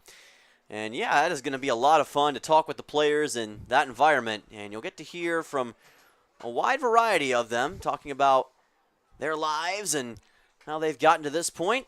Very excited to hear all of that in the future. And as for the tech difficulties, let's just say I really miss my phone right about now, as that is going to be a foul ball off of Dawson. Count goes to 0-1. Yeah, we want to do a 3-camera setup for these podcasts, and in order to have 3 cameras, you need to have 3 things that can take video. We have some GoPros, but those don't take as high quality video as we want, so we're waiting on Dylan to get his phone back, or actually get a new one. As that one gets away from the catcher, Blake Baltz. Pitch was a little bit low, and that allows Soto to advance on to second with a 1-1 count and 1 out for Cole Dawson, who has singled and popped out in this game. But yeah, the Dylan, an Android truther, and yes. his bill has come due for that, literally and figuratively. Yep, no more. iPhone's going to be the next phone. This is a fly ball out to left field. Racing after it is McCausland. He will make the catch, and that's going to be 2 away. The second fly out here in the top of the 5th. Now batting number 25. And once we're ready with that, we will be cranking those out as much as we can. The forecast for this weekend is pretty dicey. Saturday may as well already be a rain out. It looks like that's going to be pouring all across the Mat-Su Valley and the southern part of Alaska. Sunday is dicey as well, and even Monday it's supposed to be rainy down in Anchorage, where the Miners are going down there for a doubleheader with the Bucks. So we're hoping against hope that we'll get as many games over the course of the weekend in as we can, and with that, as many interviews as we can as well. And the weather in Alaska always is subject to change. We've seen that time and time again in our time in the last frontier. This pitch goes high for ball 1. Count goes to 1-0 on Colin Robson, the top threat for the Oilers when it comes to the batter's box. Leads the team in so many categories. Lets this one go by for ball number 2. Talking a guy who leads the team in batting average, hits, on-base percentage, walks, and RBIs. So he's certainly got a wide arsenal. 2-0 count. It's going to be a big test for Robert Burke. Count goes to 3-0. Burke not going to give him anything he can hit, which is fair enough. You are ahead by 9 runs, so you can probably afford to attack a little bit, but whatever keeps the runners off the scoreboard. That's a looking strike. Count goes to 3-1. Nice work by Burke to get that one just in the outer part of the zone. A little bit high and put it in there perfectly up towards the corner. As Robson tries to do something with this. 3-1 count, and that's ball 4. A little bit outside, a similar pitch to what we saw on the strike, but a bit too high that time. So the second straight walk issued, and Robson on to first. Second of the last 3 Second of the last 3, yes. By Burke. The first 2 walks issued in the game for the Miners. Kendrick did not issue any, but the last 2 innings, the Oilers have had runners on first and second with 2 outs, and both times before they have come up empty. Burke going to try and keep that train going against Eddie Leon. First of 4 straight batters in this Oilers lineup with a single today. Eddie Leon at the plate. He's already got a single in this game. Counts 0-1. Burke with the pitch and can't quite find the zone. Count goes to 1-1. A little bit low this time. Tried the breaking ball. Robert Burke trying to keep the score at 9-0. This is a fly ball out to center field. Drake Kerr is right there, and he makes the catch easily for out 3. So Pirate makes him walk the plank, and that will do it for the top half of the 5th inning. Score still 9-0. Miners on top. We'll be back for the bottom half of the 5th when we return. You're watching Miners Baseball on YouTube.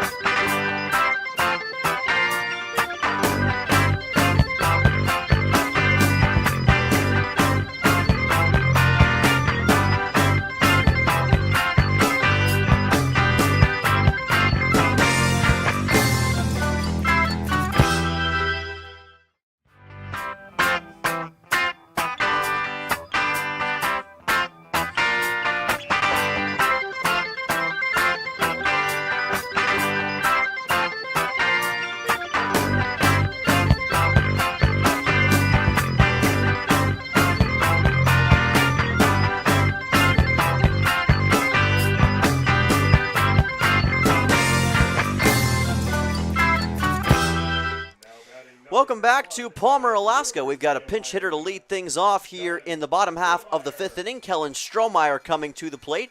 He'll take over as the number 8 man in the order. Ryan Richard behind him.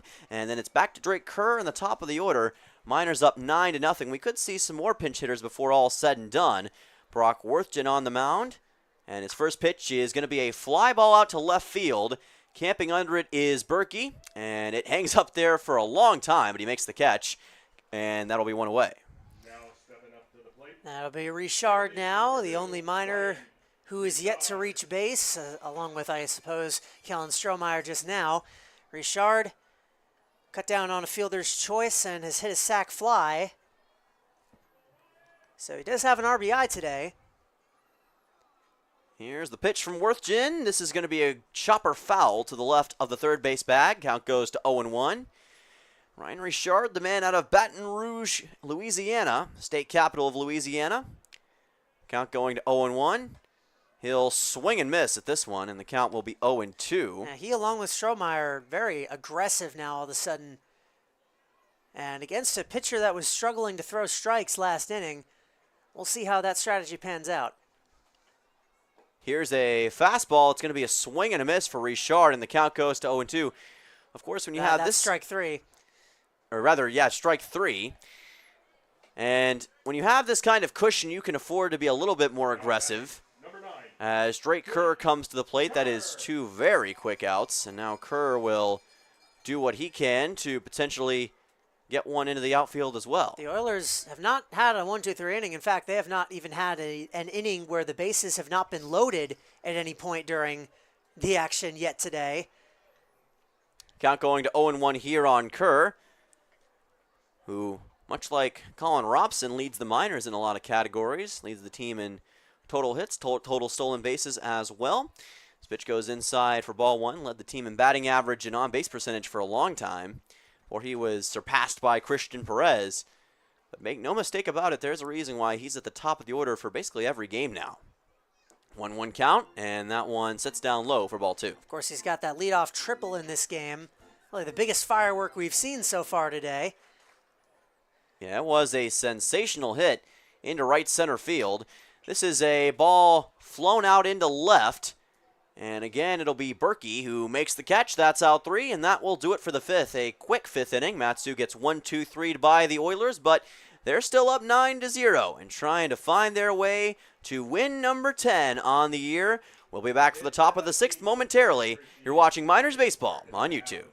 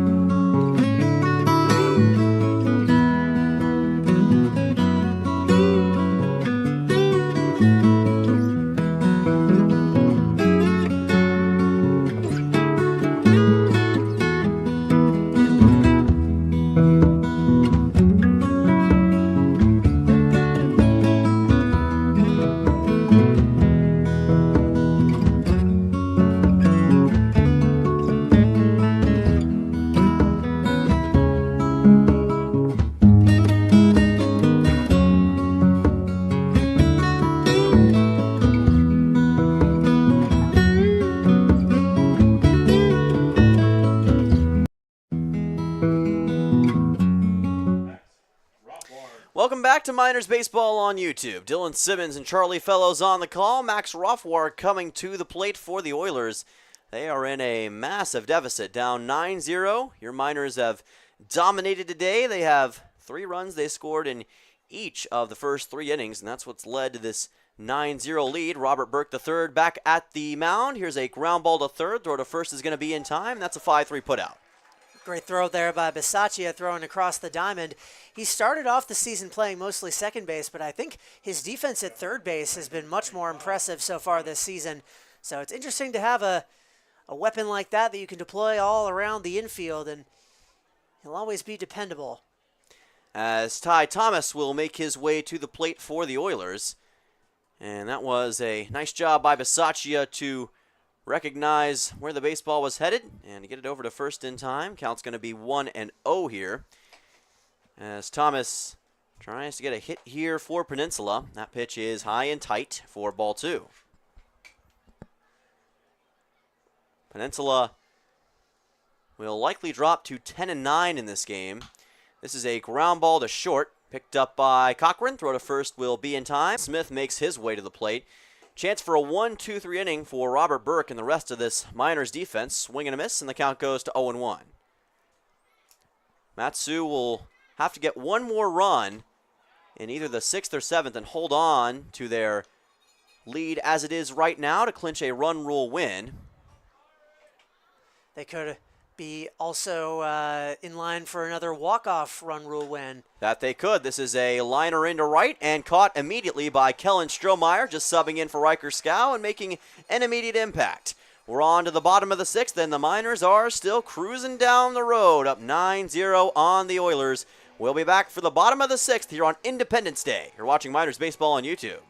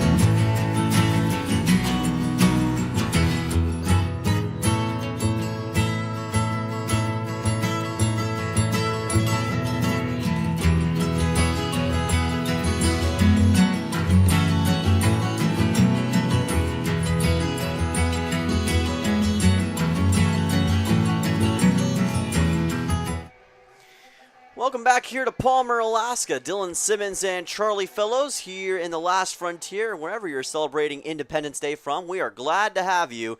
Some fireworks shows may be starting up out east, but we've still got some more fireworks here tonight in this game as Blake Baltz heads to the plate. Matsu up 9-0 on the Peninsula Oilers, trying to clinch yet another run rule victory. They can do that if they score one more run between now and the 7th inning and hold on to a 10-0 advantage. Blake Baltz at the plate, trying to see that that is indeed the case. Brock Worthgen still on the mound. Pitch on the way. This is a ground ball up through the 4-3 hole, picked up by the first baseman. Throw to first is going to be in time. Or no, it's not. Blake Baltz got there, and the home plate umpire is going to rule that as a single for Matsu. That is definitely surprising. That's the first hit allowed by Worthgen in this game. It looked like that was not really even close, that Baltz was out by a lot. There was a little bit of a hesitation there by Thomas, and that might have deked the umpire into thinking that it was closer than it actually was, but Blake Baltz will take it. A leadoff single for the Miners.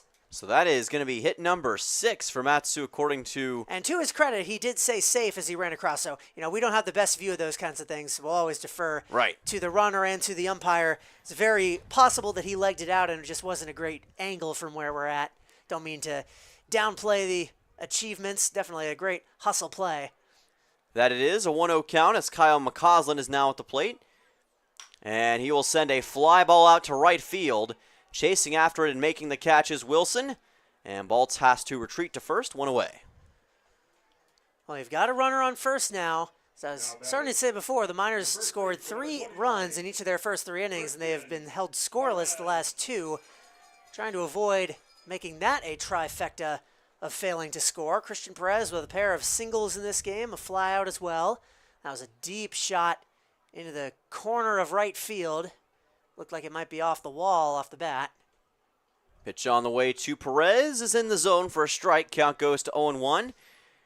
Credit where credit is due to Brock Worthgen. He's done a good job so far of limiting this Matsu offense, and that's got to be a big redemption for him after what happened in the first time that he took on Matsu from the mound. Yeah, it's frustrating for these Miners for sure because they just had their way with him back down in Kenai. He didn't even record his first out, but he has come to play today, and the bats are going to have to adjust.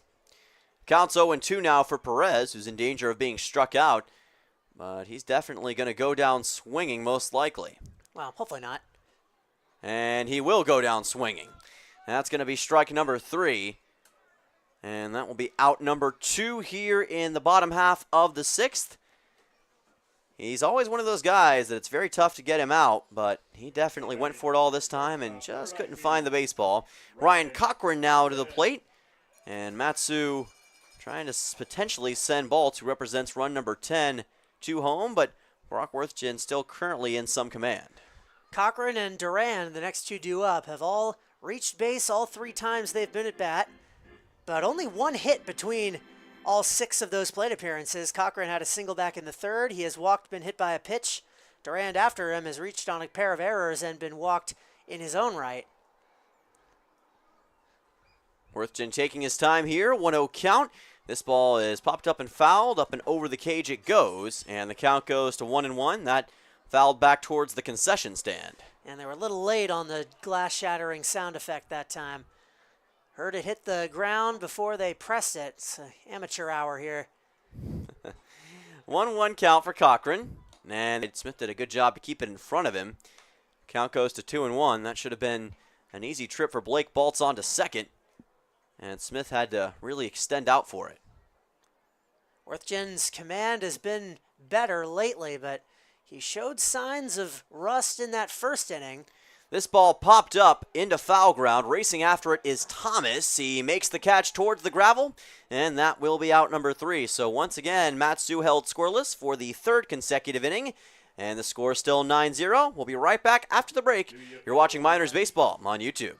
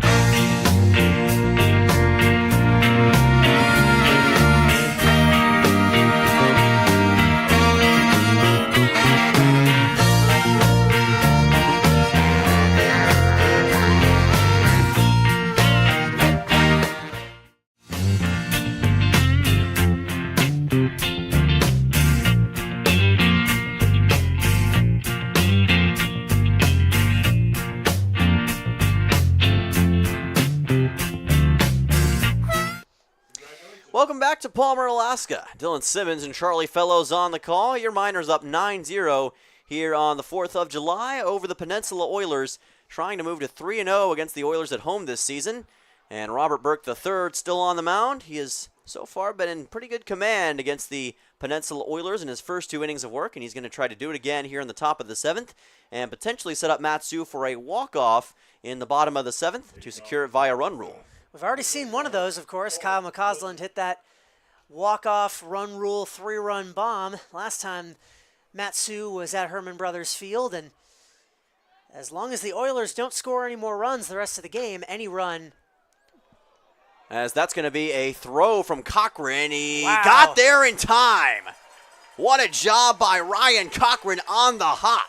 Able to get it to first, a highlight reel play here in the top of the 7th. That was the weirdest bad hop I have ever seen a ball take. It hit right on the edge of the grass and the dirt, bounced about 10 feet into the air. Cochran had to adjust, got it in his glove while he was backpedaling, had to throw it with his momentum carrying him the other way, and got it in time, a pinpoint throw. Burke and the Miners fans ecstatic at that. One of the best defensive plays we've seen all season by the Miners. What a job by Ryan Cochran.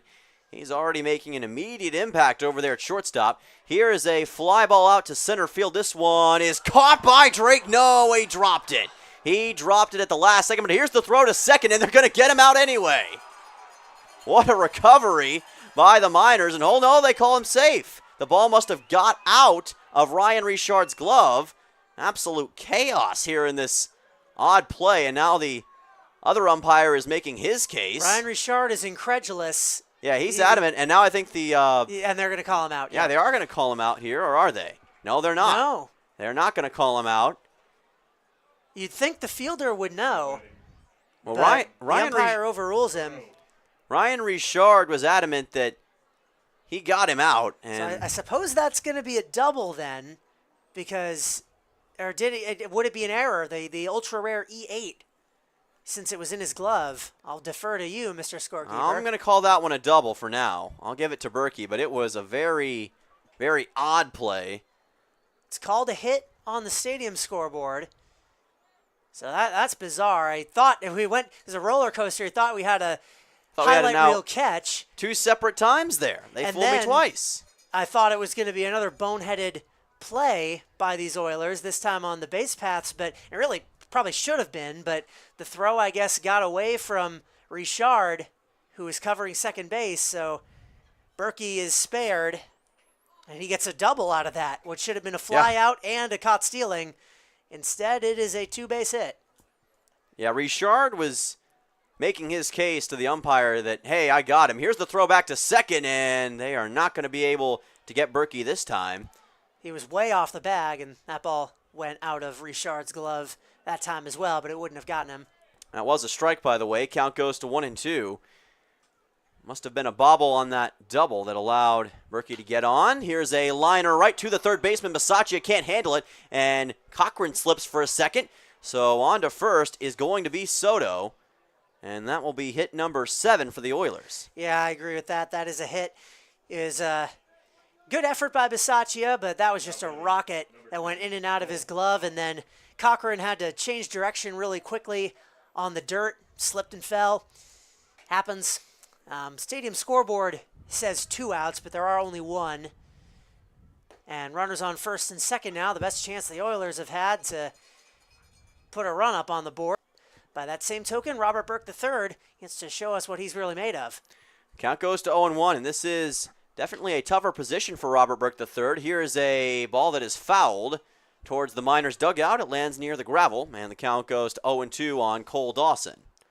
So Burke's allowed his first 2 hits in this inning, although both of them come with pretty sizable asterisks. Yeah, they both... in that kind of that gray area, not quite a hit, but also not an error. This ball is fouled up and over the cage, and the count stays at 0-2. Yeah, kind of in that gray area between error and hit, but both of them being called for hits here. Oilers now with 7 totals, so according to what I have recorded, they have actually outscored or out-hit Matsu in this game. This is a ground ball up towards short, picked up, and everyone is going to be safe. Cochran had no throw as Berkey was already up to third in time, and all of a sudden the bases are juiced for Peninsula. Yeah, this is an opportunity for them to get on the board. Colin Robson is 0 for 2 with a walk, a strikeout, and a ground out. 2 of those 3 would likely score a run. Just a reminder, there is 1 out, not 2. Not that you can read the stadium scoreboard through the camera anyway, but Robert Burke III has got the biggest jam the Miners have faced so far, and Colin Robson, of course, if he gets a hold of one, all of a sudden this becomes a slightly different game. That it does. Even with the 9-0 advantage, Colin Robson can completely change the tempo of the game. Here's a ground ball through the right side for a base hit, and a run's going to score for Peninsula. Staying at third will be Soto, And Peninsula has brought it to a 9-1 game, an RBI single for Colin Robson. And Peninsula finally on the scoreboard.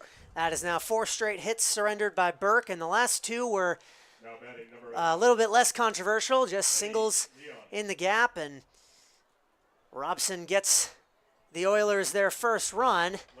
Looks like the stream might have cut out for that, but that RBI single by Colin Robson has the deficit now to 8 runs for Peninsula, 9-1. Miners still cruising, and Mound Conference, I should say, in process here between Baltz, pitching coach Steve Hecker, and Burke.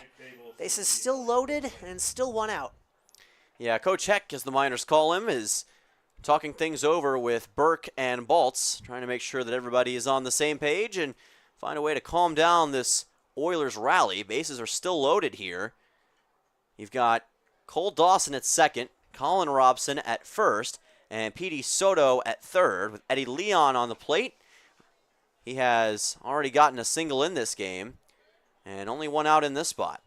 Pitch from Burke is high and tight, almost made contact with Leon, and the count goes to 1-0. Leon also a strikeout looking and a fly out. It's the first time he has dug in against Burke. Actually, I take that back. He did face off against him in Burke's first inning of work in the 5th, and that was when that flyout occurred. Home plate umpire checks with the first base umpire, and Leon did go around. Count is 1-1. Burke with the pitch, and it's fouled back. Count goes to 1-2. This time it gets into the lower part of the cage. And Eddie Leon trying to at least give Peninsula some sort of hope late, put themselves in position to at least try to make this a game. 1-2 count, and that pitch is high and inside for ball 2 near the helmet of Leon. Good stop by Baltz there. Probably saved a couple runs because you can't really see it in this camera angle, but there is gravel between the field and the edge of that chain link fence, and causes the ball to do weird things sometimes. Here's a ground ball right to the second baseman, and it gets through the glove of Richard, and a run's going to score. Soto comes home, and it's 9-2 Peninsula. That is going to be an E4 on Richard, and the Oilers have brought it to a 7-run game. Absolute backbreaker, because that was probably an inning-ending double play. I can't pronounce it, but maybe if it happens one day, I'll get better. Just unfortunate there. Richard took that bounce a little badly, and a run comes in. That one not Burke's fault, but it will be 9-2. Yeah, so Soto coming home, and now it is a 9-2 game as Max Rothward comes to the plate. Pitch on the way and inside. That will be ball 1. Burke's leaving a lot of it to his right, our left. High and tight on these right-handed hitters. Yeah, and that pitch is high for ball 2. There haven't really been a lot of high fly balls into the outfield that have sat down. Most of them have been caught by the outfielders. It's mostly been infield liners that are ground balls that Burke has given up. 2-0 count. Pitch from Burke, and he finds the zone. Count goes to 2-1 on a looking strike. 3-0 count, so he needed that one. So here comes the 3-1. Pitch on the way, and he is going to deliver a walk. And that'll bring in another run as Rothward's on to first. And it is now a 9-3 game. Peninsula making some progress here. They've brought it to a 6-run game. And Burke is now all of a sudden in some serious trouble. A couple more runs come in to score. All of a sudden you might have the tying run at the plate rather, in what was once a 9-0 game. Still only 9-3 right now, but things have gone from a cruise for a win to a little bit of nerves here with the crowd at Herman Brothers Field. As Ty Thomas makes his way to the plate, all of a sudden it's a different kind of baseball game. This pitch is high for ball 1. Burke has got to get his command underneath him. There is a little bit of action in the Matsu bullpen now. Pitch on the way, and it's low. Skipped into Baltz, and the count goes to 2-0. Burke has a walk in this inning. 3 of them total. across his 2 1/3 innings and counting. Still looking for that second out.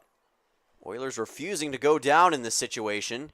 That's high and tight for ball 3. That's a second straight 3-0 count as well. That it is. He's in danger of bringing home another run via a 4-pitch walk, which would bring it to a 5-run game after things looked all but settled between these two teams. Can Burke find the zone? He cannot. It's a hit by pitch. It got Thomas in the back, and another run scores for the Oilers. That's now 4 here in the top of the 7th, and the lead has almost been cut in half. And it really just makes you think, obviously, back to that would-be diving catch by Drake Kerr. If he had been able to keep that in his mitt, as we're going to see a pitching change here. Obviously not blaming him for all of this stuff, but if he had been able to hang on to that ball, that would have been the second out. Base pass would have been empty with 2 away. It would have been a completely different situation. Now, all of a sudden, what was once a potential run rule game has spiraled into something that the Miners need to make a pitching change in order to conserve. So, new pitcher coming out for Matsu. That's gonna Burke's be day comes to an Aiden end, Dolinsky. and that is Aiden Dolinsky, number 40, making his way to the mound. The man out of NYU, New York City, making another appearance on the year out of the bullpen, trying to keep Matsu in the top spot in this game, up by 5 runs. Biggest thing right now with bases loaded is he needs to get outs, and pretty quickly. Dolinsky on the year had 3 appearances coming into today. 2 of them were not so great, but the last one was. He's got a 13.5 ERA across 4 innings, and he's allowed 6 earned runs, but he had a scoreless frame in that 12-0 win against Chugiak earlier in the week. So definitely trending in the right direction, exactly the kind of guy the Miners want to have in a high-leverage situation, test that hot hand. With Braden Smith due up, Oilers 1 batter away from batting around here in the 7th. 2 strikeouts on the year. He's given up a total of 5 hits, 6 earned runs, 4 innings pitched, and now he is trying to get a solid outing against the Oilers and keep Matsu in command of this game. It's going to be a big test, especially considering what Peninsula has been able to accomplish, but this has definitely been a frustrating defensive inning for the Miners. They've had so many chances that have just gone awry, things that they haven't done throughout the rest of the game, but here in the top of the 7th, they have happened again and again. Ryan Richard with an error that cost a potential inning-ending double play for Matsu, and there were a couple of slips, one by the third baseman Nick Bisaccia that also didn't help matters, and some of that outside of Matsu's control, but either way, it has been tough sledding here in the top of the 7th. Dolinsky just continuing to get loose with Braden Smith due up, who has a single and a pair of flyouts. Yeah, so he hasn't been able yet to be truly explosive against Matsu, but it only takes one big swing at this point in time to completely flip the script on this game, especially with the bases loaded and 1 out. Even a sacrifice fly would do some damage. So the biggest thing right now for the Oilers is to avoid strikeouts and avoid groundouts. Matsu, conversely, can use that to their advantage, especially if a ground ball comes up their way to either second or to short. But they've got to be aware of the situation, and the biggest thing, they've got to execute. Of course, they have a 5-run cushion to work with, so not exactly a high-leverage situation, although it does feel kind of like a tipping point. Even if the Miners do come back and pull this game out, if they end up winning this game by a score of like 9-8 or something, when they were up by 9-0 for most of the afternoon, maybe leaves a sour taste in some of those players' mouths. So Aiden Dolinsky going to try and salvage this. Count goes to 0-1. Matsu started the day with Noah Kendrick, who did a great job early on, and Robert Burke III was great through 2 innings. Had a tough inning here. And now Dolinsky trying to course correct. This pitch goes outside for ball 1. Count goes to 1-1 on Smith. The catcher today for Peninsula, who is doing what he can to put the Oilers in position. Number 7 man in the order. Pitch by Dolinsky, swing and a miss, and the count goes to 1-2, and Smith looked behind like, what the heck just happened? Yeah, I'm surprised that didn't hit him. That pitch looked like it was going right at him, but he had a read on it, swung and missed, and I was a little confused too, a little bit of a magic trick. The ball just disappeared. A Houdini act for Aiden Dolinsky, and now he wants to finish the act right here. A 1-2 count. Goes outside for ball 2. Smith letting it go by. Dolinsky showing both a fastball and breaking ball here in the early going, as per usual. Let's see what he goes to in his bag here. It is a fastball, and he gets the strikeout. So immediately Dolinsky steps up to the mound and steps up and delivers a strikeout on Braden Smith. That is 2 down now here in the top of the 7th. That'll bring on Cole Wilson. That's absolutely massive. Cole Wilson, of course, batted to start this inning. He grounded out to short on that fantastic diving stop, or rather that play on the weird carom by Ryan Cochran. He's also struck out swinging twice. And he swings and misses at the first pitch. Count goes to 0-1. Dolinsky with a really nice fastball here in the early stretch of his appearance. Trying to keep that going and strand 3 runners on base for Peninsula, which would basically be the final blow, so to speak, in the eyes of many. 0-1 count. This time he goes for the breaking ball and he gets the strike. Count goes to 0-2. Aiden Dolinsky living up to the early standard of the Mat-Su Miners as far as pitching is concerned here in the top of the 7th. This ball fouled off the end of the bat of Wilson, and the count will stay at 0-2. Needs one more strike out of this inning, and of course 4 runs. If he does get it, it would have been so much worse. Well, you know that Wilson and the Oilers understand the sense of urgency that is needed at this point in time. Dolinsky doing what he can to put a cap on that. Here's a throw down to home, and out! They got the man in time. It was Eddie Leon who took off trying to steal home, and Aiden Dolinsky said, "Not today, my friend." Able to catch him stealing, and that will do it for the top of the 7th. What a dramatic way to end this frame, and Mat-Su is going to try to clinch this one after the stretch, but they're going to need a heck of a 4-run inning to get that job done. We'll be right back. You're watching Mat-Su Miners Baseball on YouTube.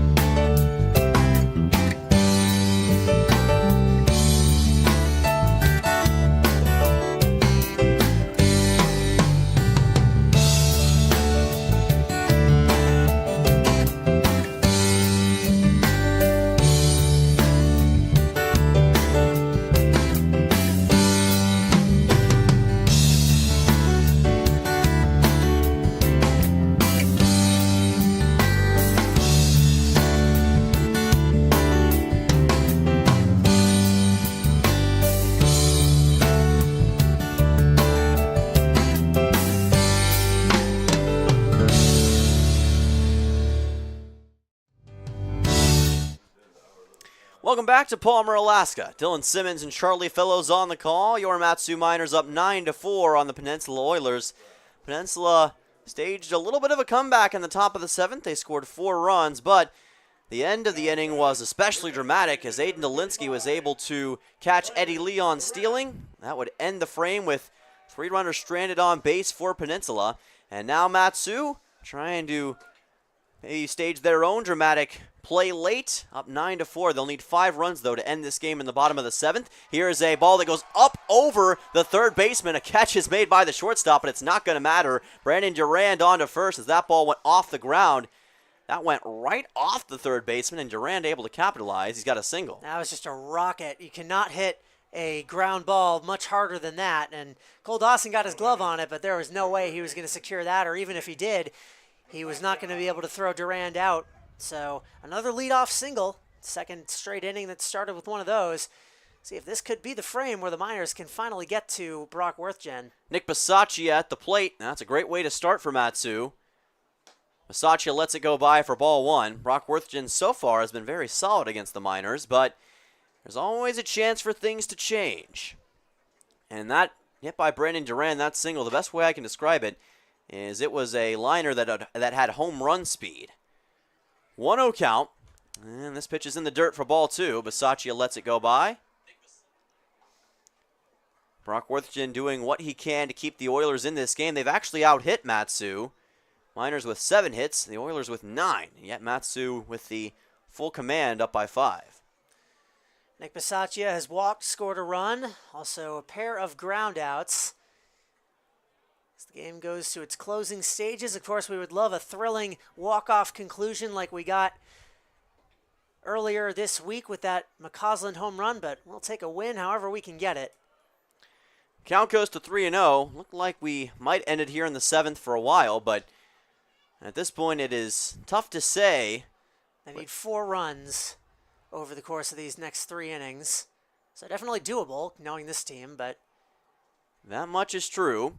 3-0 count, and that's going to be ball 4. So Nick Bisaccia on to first with a 4-pitch walk, and this is a great way to start, as Matsu now with 2 runners aboard. Durand at second, Bisaccia at first. And the first steps of a potential 5-run bottom of the 7th are beginning. Yep, this is cracks finally beginning to show, and Brock Worthgen's pitching effort. That's his 3rd walk he's issued, and he's got Richard due up. Both of them can do some serious damage.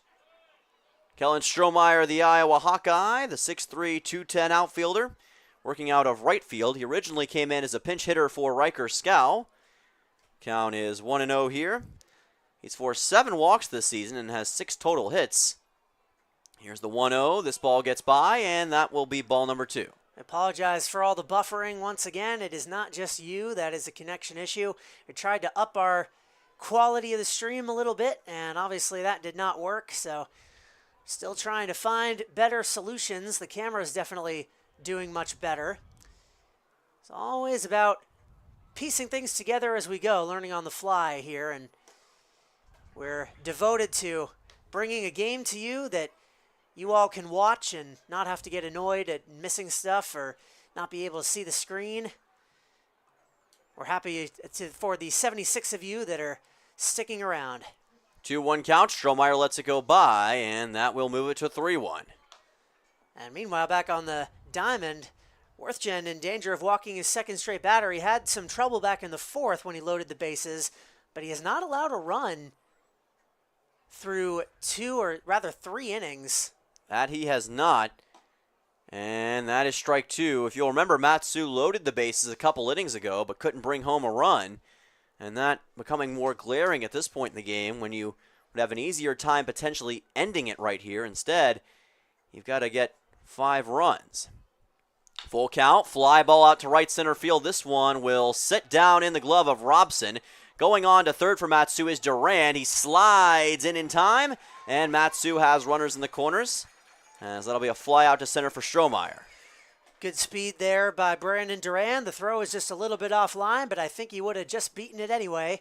Runners on the corners with 1 out. This is the best chance the Miners have had in a while to add to their 9-run total.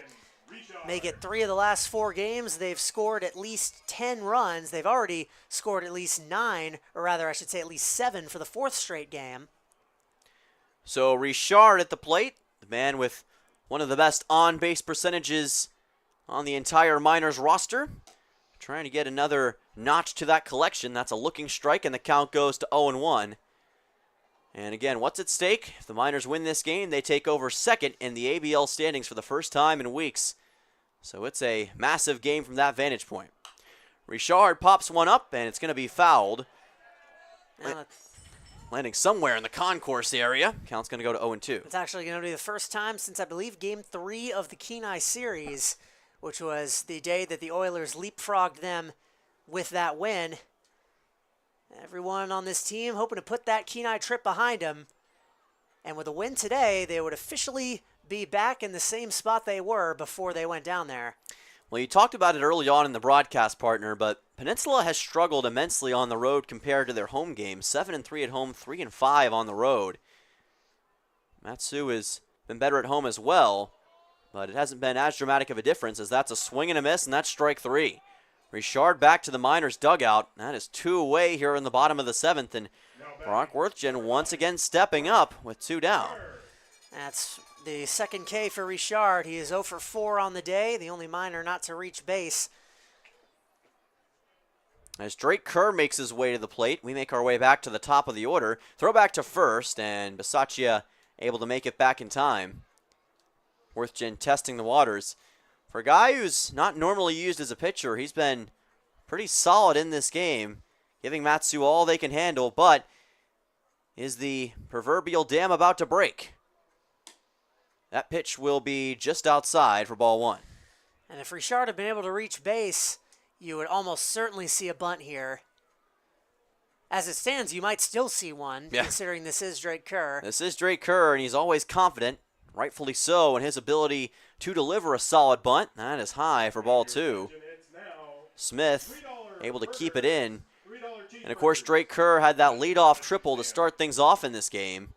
So he can definitely bring one to the outfield, but that was not against Brock Worthgen. Different pitcher, maybe it's a different story. Now, Worthgen has only allowed 2 hits in this game, one of them to lead off this inning. Worthgen fires it in. Kerr lets it go by. That's ball 3. Part of the reason why is that he has left so many pitches out of the strike zone, such as that.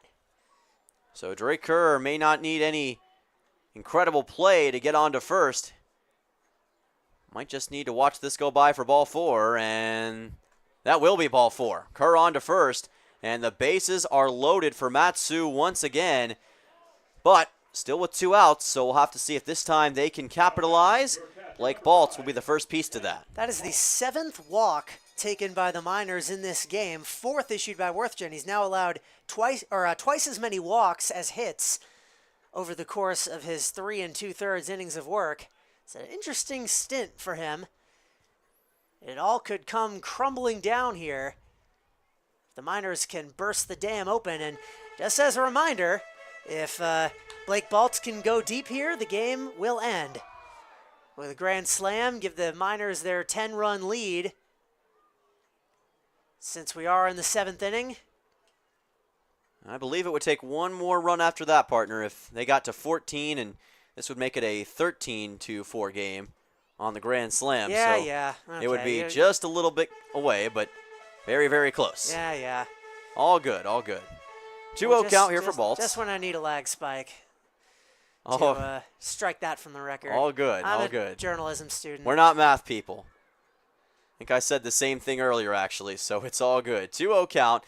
Pitch goes high for Baltz. He may not have to worry about a grand slam. He might just get on to first and bring in a run that way via a walk. He's already drawn one this game, also single. Brandon Durand is currently at third base representing run number 10 in the game for Mat-Su. And he is hoping that this maybe goes for ball 4 right here. Worthgen fires in the pitch, and that is ball 4. So that's going to be an RBI for Blake Baltz. Not in the most orthodox way, but Durand reaches home. It's a 6-run game, and Mat-Su is on the board for the first time since the bottom of the 3rd. And they're up to double digits. That's how he allowed the run that he did back down in Kenai by walking in a run with the bases already loaded. So Worthgen was performing well, but we're starting to see some of the old issues coming back into the fold. Now, Kyle McCausland, he is now the winning run, as he was last time the Miners played at Herman Brothers Field. I'm sure you all are tired of me bringing that up over and over again, but have to understand how great of a moment that was, and this would top it. It was probably the greatest moment of the season from an excitement standpoint, at least. That is going to be strike number 2. All of a sudden, Brock Worthgen sees Kyle McCausland and immediately starts firing in strikes. And we know McCausland is going to be aggressive if the situation presents itself here. 0-2 count. Pivotal moment. McCausland fouls it into the cage towards our camera, but thankfully the camera stayed in place this time, and the count stays at 0-2. We got very lucky there because that went off of a pole, so the pole took most of the impact energy from that ball and spared the camera. Thank you, science. 0-2 count. This ball is popped up, and it's going to be fouled once more. It'll land somewhere near the clubhouse, and the count stays at 0-2. McCausland fighting for his life here all of a sudden. Yeah, he's just doing what he can to keep this count alive. Brock Worthington has settled in a little bit in this at-bat. McCausland trying to fight it off, and instead he's going to swing and miss at it. That is strike 3, so no dramatic grand slam from Kyle McCausland here. The score remains 10-4, but Mat-Su was able to score a run in this inning on a walk issued in a bases-loaded situation. Well, Charlie Fellows will take you through the last 2 innings. You're watching Miners Baseball on YouTube. We'll be right back.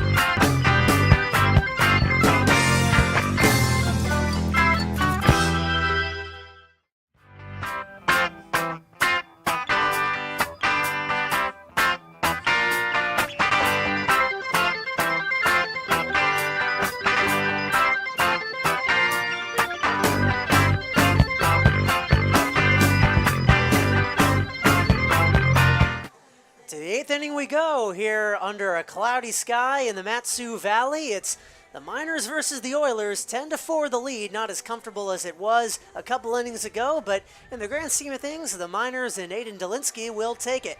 Dylan Simmons joined by the voice in your ear, Charlie Fellows, the voices of the Mat-Su Miners, bringing you the home stretch of this game that didn't end in a run rule finish as we might have once thought it would have, but on the plus side, we get more baseball, more Mat-Su Miners action, and it will be Cole Wilson at the plate along with Bryce Berkey and Petey Soto to dig in against Delinsky. Wilson, of course, was at the plate and watched on helplessly as Eddie Leon was thrown out trying to steal home. And Delinsky gets him to foul one back, and our luck has run out. So, and as soon as we switch off, it happens again, so Dylan has to be the one that runs out there yet again. In the meantime, I'll fill in the gaps. 0-1 pitch is looped in just inside out of the strike zone to make the count 1-1. Wilson started off that 7th inning with a ground out, has also struck out twice. He'll dig in against Delinsky, and he'll get plunked. And now some words being exchanged. I don't know if that was serious or not, but the umpires are coming out to discuss, so does not appear as though that was in jest. We've got the camera angle back to pretty close to what it was. Everyone say thank you, Dylan, in the chat. And I've got a discussion here amongst the umpires because for whatever reason, Cole Wilson did not take kindly to that hit by pitch. He and Delinsky jotted each other briefly.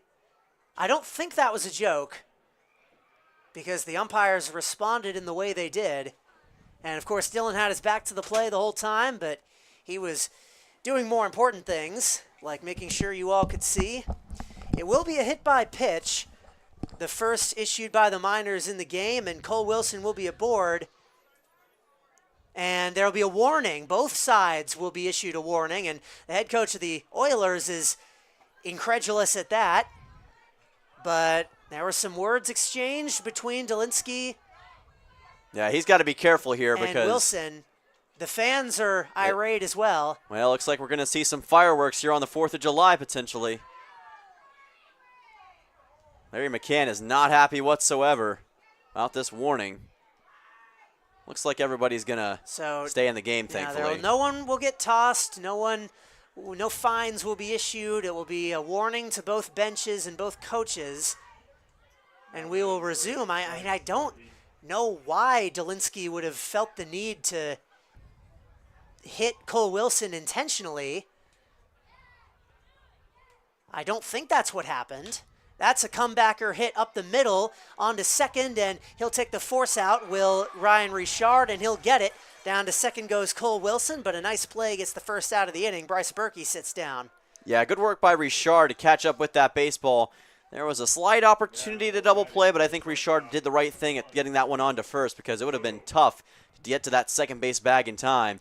Is able to get one out, but just missed a chance at a double play there. What we saw from the last inning, you take outs where you can get them. Right. Petey Soto has had himself a day against the Miners, as he so often does. He's 2 for 3 with a pair of... He's also scored a run. And he'll dig in against Delinsky for the first time.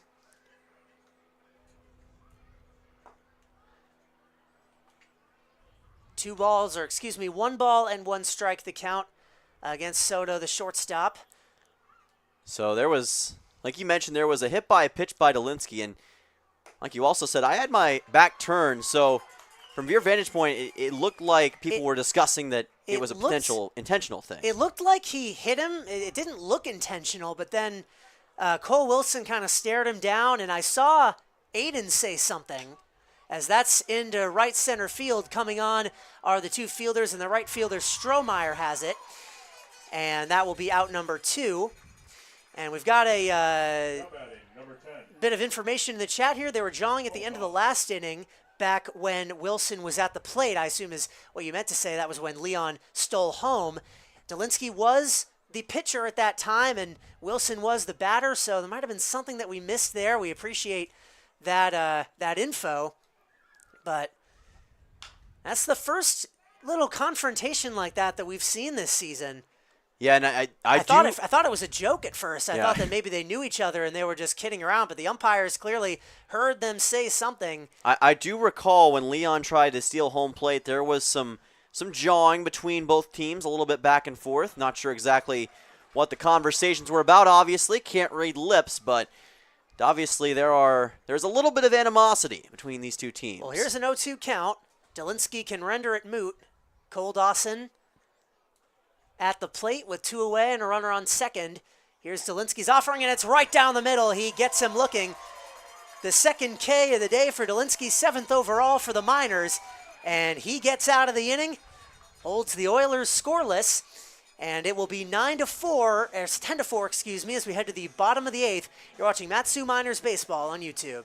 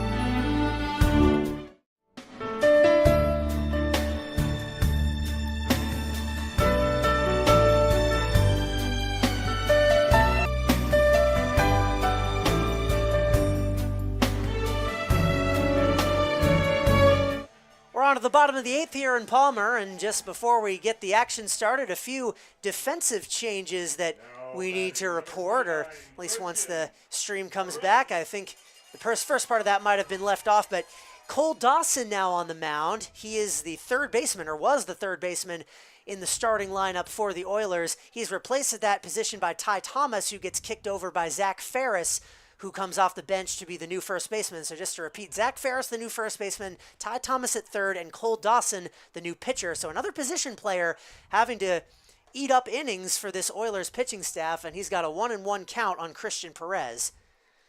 Yeah, we'll see what Cole Dawson can do from the mound. I believe this is the first time we've seen him pitch against the Miners this season. And that's hit high, looping foul, and that'll be out of play.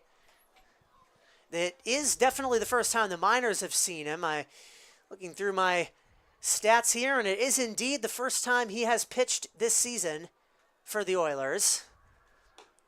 He'll leave one high, 2-2. The three position players they've had throw innings for them have all been against the Miners, Ty Thomas being the third one, and he threw 3 scoreless against the Miners down in Kenai. That is in for a strike 3. Christian Perez did not like it. He walks away slowly, and that'll be a K to start the day for Dawson. Yeah, you see Perez trying to be a little bit more aggressive in that at-bat. And obviously Matsu is in a pretty advantageous position right now, already up 10-4, and they can basically just win the game with 3 more outs in the top of the ninth. So all this is right now is trying to get insurance. You can afford to swing at some of these, especially against a pitcher who... Ryan Cochran hits that one into shallow right. Actually, it won't even get past the infield. Into foul ground. Ferris has it for out number 2. Against a pitcher who so far isn't delivering the quickest fastballs. Not to say anything bad about his pitching style. It's just not quite as quick as some of the other stuff we've seen, and that can help favor guys like Brandon Durand. Durand with a single, a walk, 2 reached on errors. He has scored a pair of runs. He's been involved in the action here, even if he hasn't had as many explosive plays as he had last time out.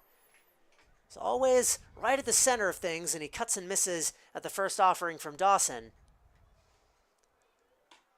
That pitch left high. And you know, the interesting thing about this is that right now Peninsula is kind of at the beginning of their current run in the schedule, so I'm curious to see what their arm management will look like after this game, considering they've got a lot more action here to come this week. Yeah, I imagine they're probably not out of arms, but they're just saving them. Right. They're already down 9-0. They figured may as well keep some of our relievers. That's hit high into left field. Going back is Berkey, and that'll stay in the yard. He's under it. Took a long time to come down, as many balls off the bat of Brandon Durand do. That time, though, it fell right into the left fielder's glove. 3 up, 3 down in the bottom of the 8th, and the Miners hope that will be the last time they bat. They're 3 outs away from a July 4th win, so stay right with us.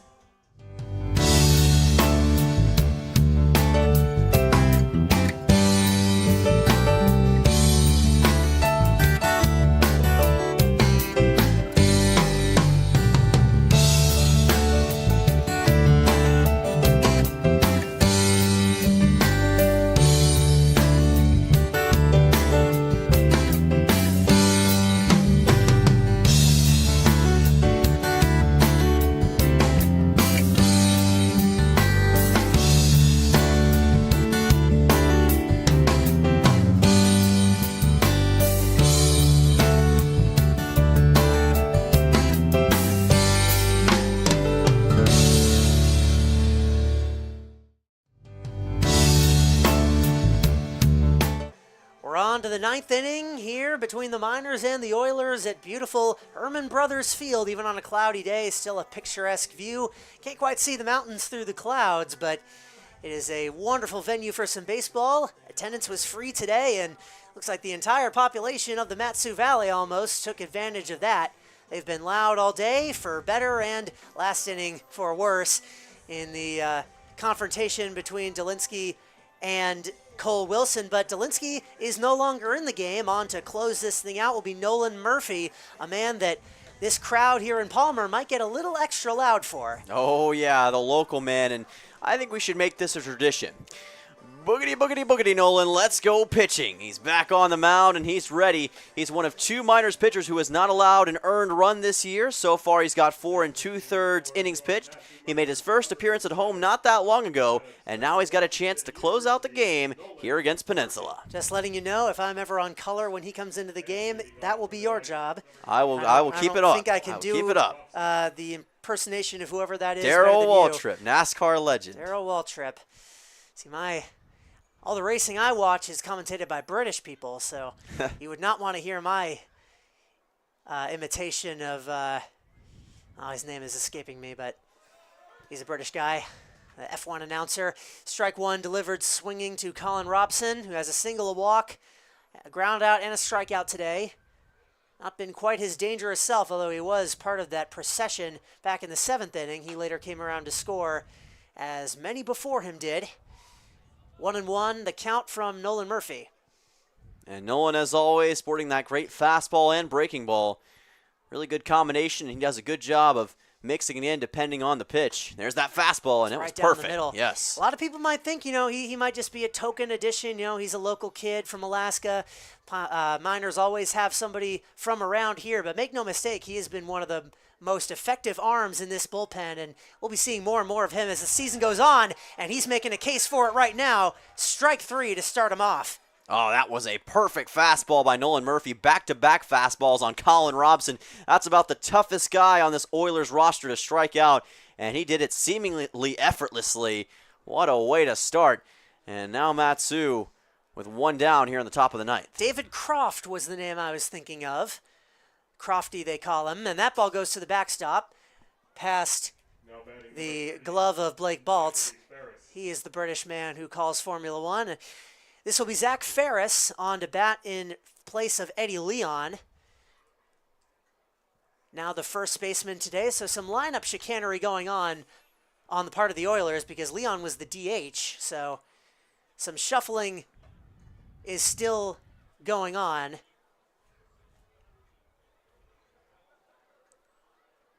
But in any event, Ferris with a 1-1 count. And he fouls off another offering from Nolan Murphy. Murphy, as you mentioned, one of just 2 pitchers on the minors staff this season, Drew Kennan, the closer, being the other, that is not allowed a run. But Murphy takes it a step further. He is not allowed a single hit this season. Just a pair of walks is all he has surrendered in 4 2/3 innings. And here's his 1-2. That's a high bouncing ball. Shouldn't be trouble. Richard scoops it up, throws it on. Nice 4-3, and now 2 down, 1 away. Stream is back up. He's hoping it would come back. Strike 1 comes through to the last man to bat, hopefully for the Miners, is Max Rothwarg. And he looks at one low and away. Nolan Murphy trying to put the finishing touches on a 10-4 win. By all accounts, a very good win. Aside from 1 inning, it was wire to wire, essentially. 3-1 is on the ground. This should be even easier. Richard to Perez, and that'll do it. Nolan Murphy puts the finishing touches on a 10-4 win here on the 4th of July. The crowd here in Palmer is happy. And Matsu is 10-9. They are back above 500, and more importantly, they are back up to 2nd place in the Alaska Baseball League for the first time in 2 weeks, and it's only fitting that they do it against the Oilers. How about that for Matsu, the team that gave them so much trouble down in Kenai and kind of started the downward trajectory at the middle point of June. Now Matsu gets their redemption at home, and by the way, 3-0 against the Oilers at home this season, and they've won by scores of 10-1, 9-2, and now 10-4. So they've been pretty much dominant all the way through against Peninsula here at home, and they keep that going here today on the 4th of July. Very encouraging performance. Just as a reminder, since this is a home game, we're going to go to a break soon, but we will be back with a member of the Matsu Miners. Usually it's Ty LeBrun, and if they win, there will be another player up here as well, but we don't know. Whoever decides to come up here, we are happy to talk with. So we'll be coming right back with that. 10-4, the final score here at Herman Brothers Field. And you're watching Matsu Miners Baseball here on YouTube. Don't go anywhere. MatsuMiners.org or our Facebook page for